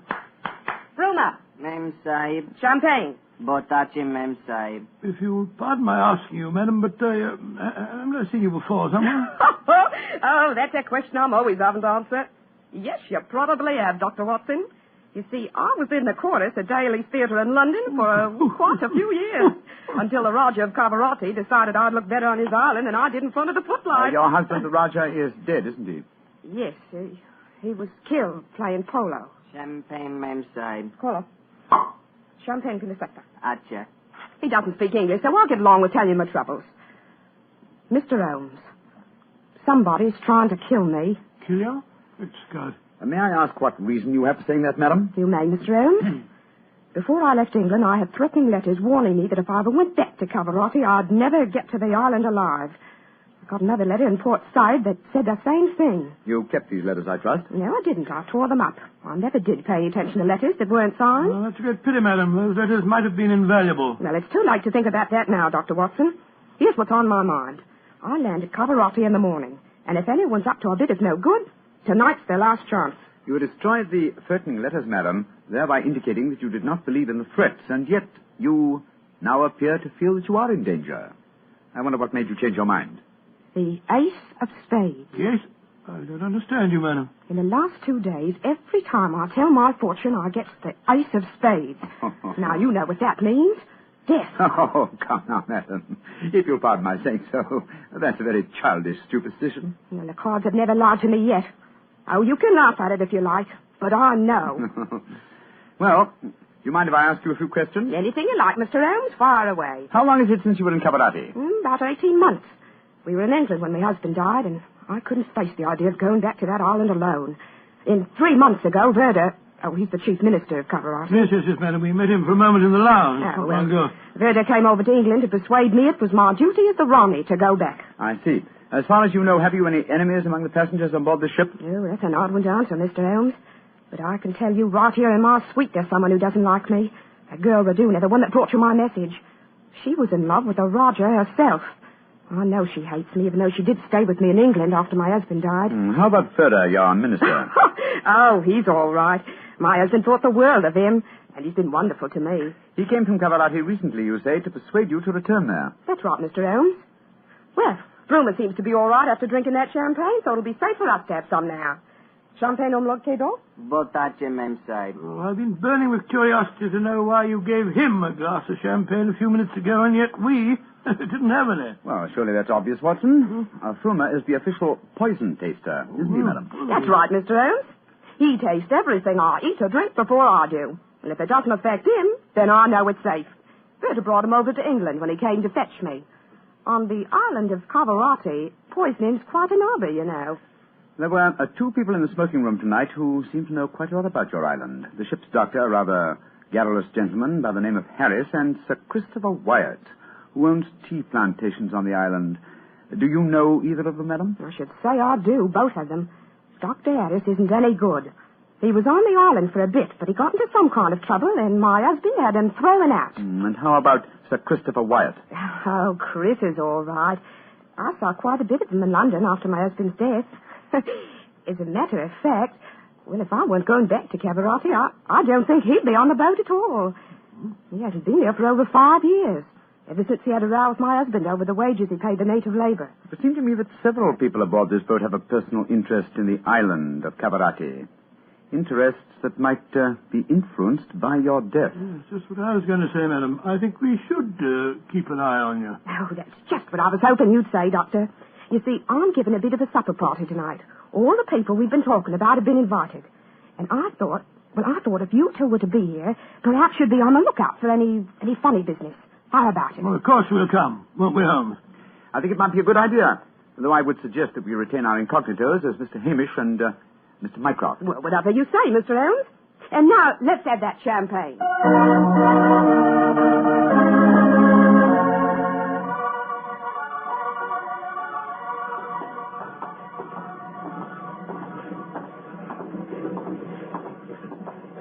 You know, Holmes, I remember the Raleigh when she was in the chorus at Daly's. She looked stunning in tights. There was one night I... Yes, no, time, old chap, if you don't mind. At the moment, there's a question I want to ask you. Oh, sir? Is your medical bag fully equipped with all the antidotes to poison? Poison? It's ridiculous. How could the Rani be poisoned when she has a poison taster? My dear Watson, you mustn't... What the blazes... Come on, Watson. That cry came from the companionway. There are two figures struggling by the rail there. Good heavens! One of them is pushed the other down the companionway.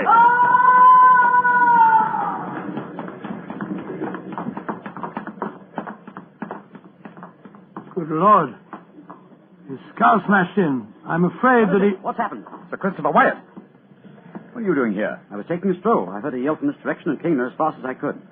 Great Scott, this fellow's bleeding badly.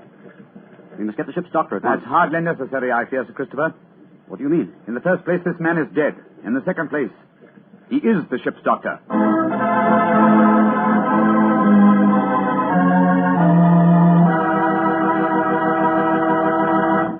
We'll hear the rest of Dr. Watson's story in just a second, so I'm just going to ask you to do one thing for me. Well, I should say for yourself. Tomorrow night, if you're having meat or any meat dish for dinner, why not open up a bottle of Petri California Burgundy? That wonderful, rich, red Petri Burgundy will turn your dinner into a real feast. You see if it doesn't. Because there's nothing like a good wine with good food. And I know your family gets good food, and I know that Petri Burgundy is a good wine. In fact, it's a perfect mealtime wine. Try it and see. And now, Dr. Watson, tell us what happened next. You said you found the ship's doctor dead at the foot of the companionway? Yes, Mr. Bartell. His neck had been broken instantly. Imagine there was a good deal of excitement aboard. No, my boy, as a matter of fact, there wasn't. We managed to get the body back to its cabin without attracting attention. Holmes, after revealing his true identity, was able to persuade the captain to hush up the killing until after the Rani's party had taken place. Oh, he didn't want to scare the murderer, I guess. What happened next, Doctor? Holmes and I returned to our cabin to dress for the party. Holmes, I remember, was in a state of suppressed excitement. He spoke quietly and deliberately. Watson, surely it's obvious why the doctor was murdered. Oh, it wasn't obvious to me. It's elementary, my dear fellow. If you are planning a subtle murder by poison, how wise to remove the one man who might save the victim's life, a doctor. Oh, you keep harping on poisoning. It seems to me that it would be the last way a murder would try to dispose of the Rani. Everything she touches is first tested by the poison tester. Exactly. That's why I call it a subtle murder attempt. Didn't you notice the physical attributes of Frumer, the poison tester? Which in particular, Well, his unusually glossy hair, his remarkably clear complexion, his plump figure. Look here. Just tell me one thing, will you? What's that? I presume that in your medical bag you have a supply of magnesia. Naturally. Do you also have hydrated ferric oxide? Yes, I do. Splendid. Then be off to the party. Oh, funny things to take to a party, I must say. True, my dear fellow, but I'm afraid that this party may not prove as convivial as the Rani thinks.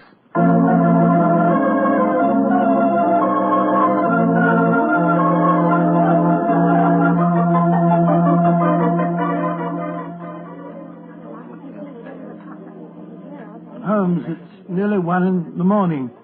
Everything seems to be going splendidly. It seems to be, Watson, but keep your eyes on the Rani. Yes, I have been. The poison testers tested everything that passed her lips.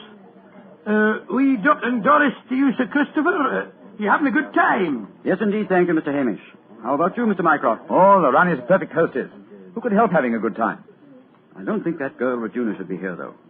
I don't want to be pompous, but after all, she's only a glorified servant. Possibly the laws of etiquette are not so strict in Cavarati as they are in London, Sir Christopher.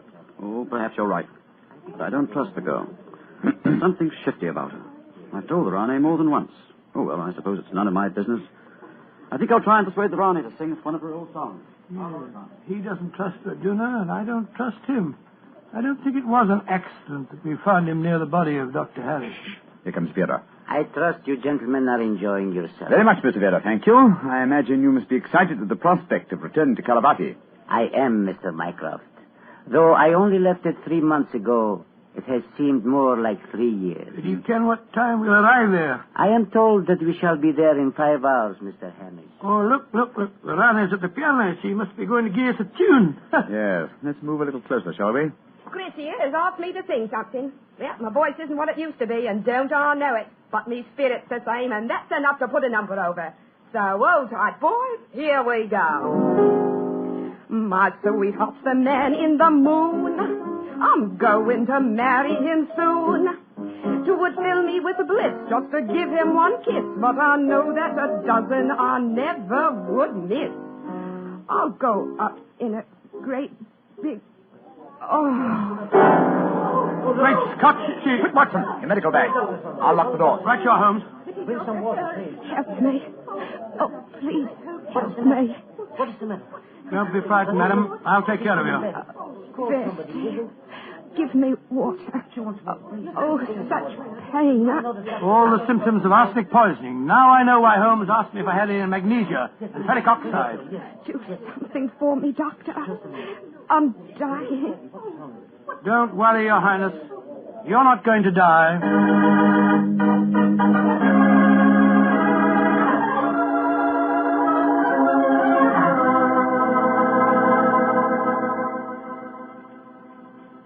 She's going to live, Holmes. Ah, gracious me, I'm tired. It's touch and go there for a while, though. Well done, Watson, old chap. Well done. Now that she's out of danger, why can't we all go back to our cabin? It's nearly dawn, and we've been locked in here since 1 o'clock. We've no right to do this, you know. Possibly not, Sir Christopher, but there's a murderer in this cabin, and I don't intend to let him escape. Mr. Holmes, what happened? How could I have been poisoned when Fromer tasted everything first? Why wasn't he poisoned? For a very simple reason, Your Highness. The murderer has been conditioning Fromer for over a year. What do you mean? He's been feeding him gradually increasing doses of arsenic until he has finally become immune to the poison. Great Scott, I never thought of that. Fromer's glossy hair, his complexion, and stout figure are all typical of a person who consumes arsenic regularly. But who could have done it? Only one person had the opportunity. Well, tell us who that person is. No, not you, Sir Christopher, not you. For you haven't been on the island for years, whereas Fromer returned from Caravati but 3 months ago. Raduna has also been in London with her mistress for the past 18 months, remember? The answer is obvious. You did it, Verda. You brought the taster over when you came to fetch me. You prepared him for the year beforehand. Of course I did.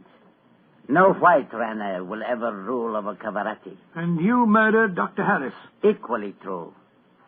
Mr. Holmes, give me the key to the door, please. Oh, no. Huh? Do not come near me. Please throw it on the floor. Do not hesitate. You see this revolver?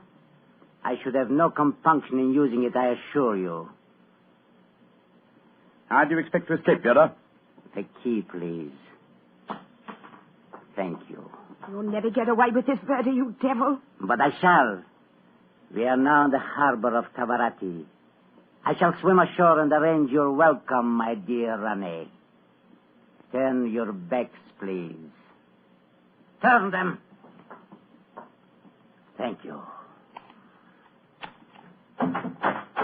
Goodbye. He's gone. Come on, Watson. After him. You have your revolver, Watson? Yes, I didn't get a chance to draw it. He had me covered. Well, draw it now, old fellow. Aim for a leg or an arm and don't hesitate to shoot. There he is, up on the lifeboat. He's climbing up on the rail. Where is he? Where did he go? Out there on the rail above us, madam. He's going to dive. Give me that revolver, Dr. Watson, quick. That's it. Come down off there, Berger. Hold. Nicholas, keep out of my affairs. There he goes. He's dived. Madam, you shot to kill. Of course I did, Mr. Holmes. Remember that we're now in Cavarati waters, and that though I may not look like it at the moment, I am still the Ronnie of Cavarati.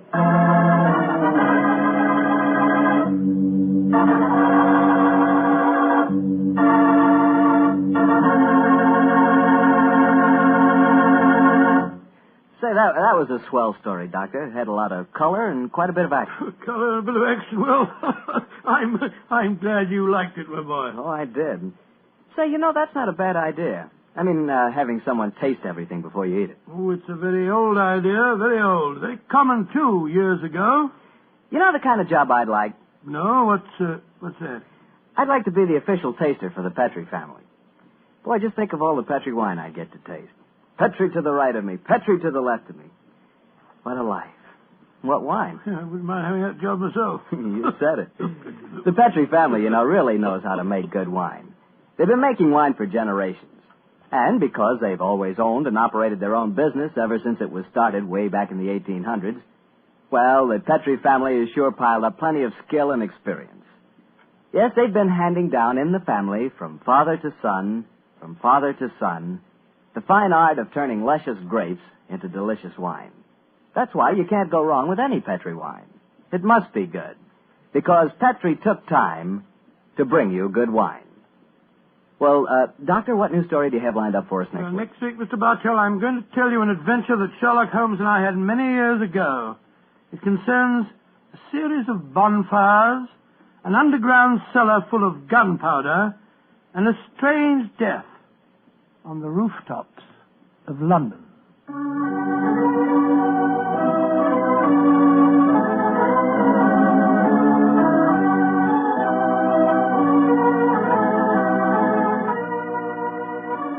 Tonight's Sherlock Holmes adventure is written by Dennis Green and Anthony Boucher and was suggested by an incident in the Sir Arthur Conan Doyle story, The Adventure of the Mazarin Stone. Mr. Rathbone appears through the courtesy of Metro-Goldwyn-Mayer, and Mr. Bruce through the courtesy of Universal Pictures, where they are now starring in the Sherlock Holmes series.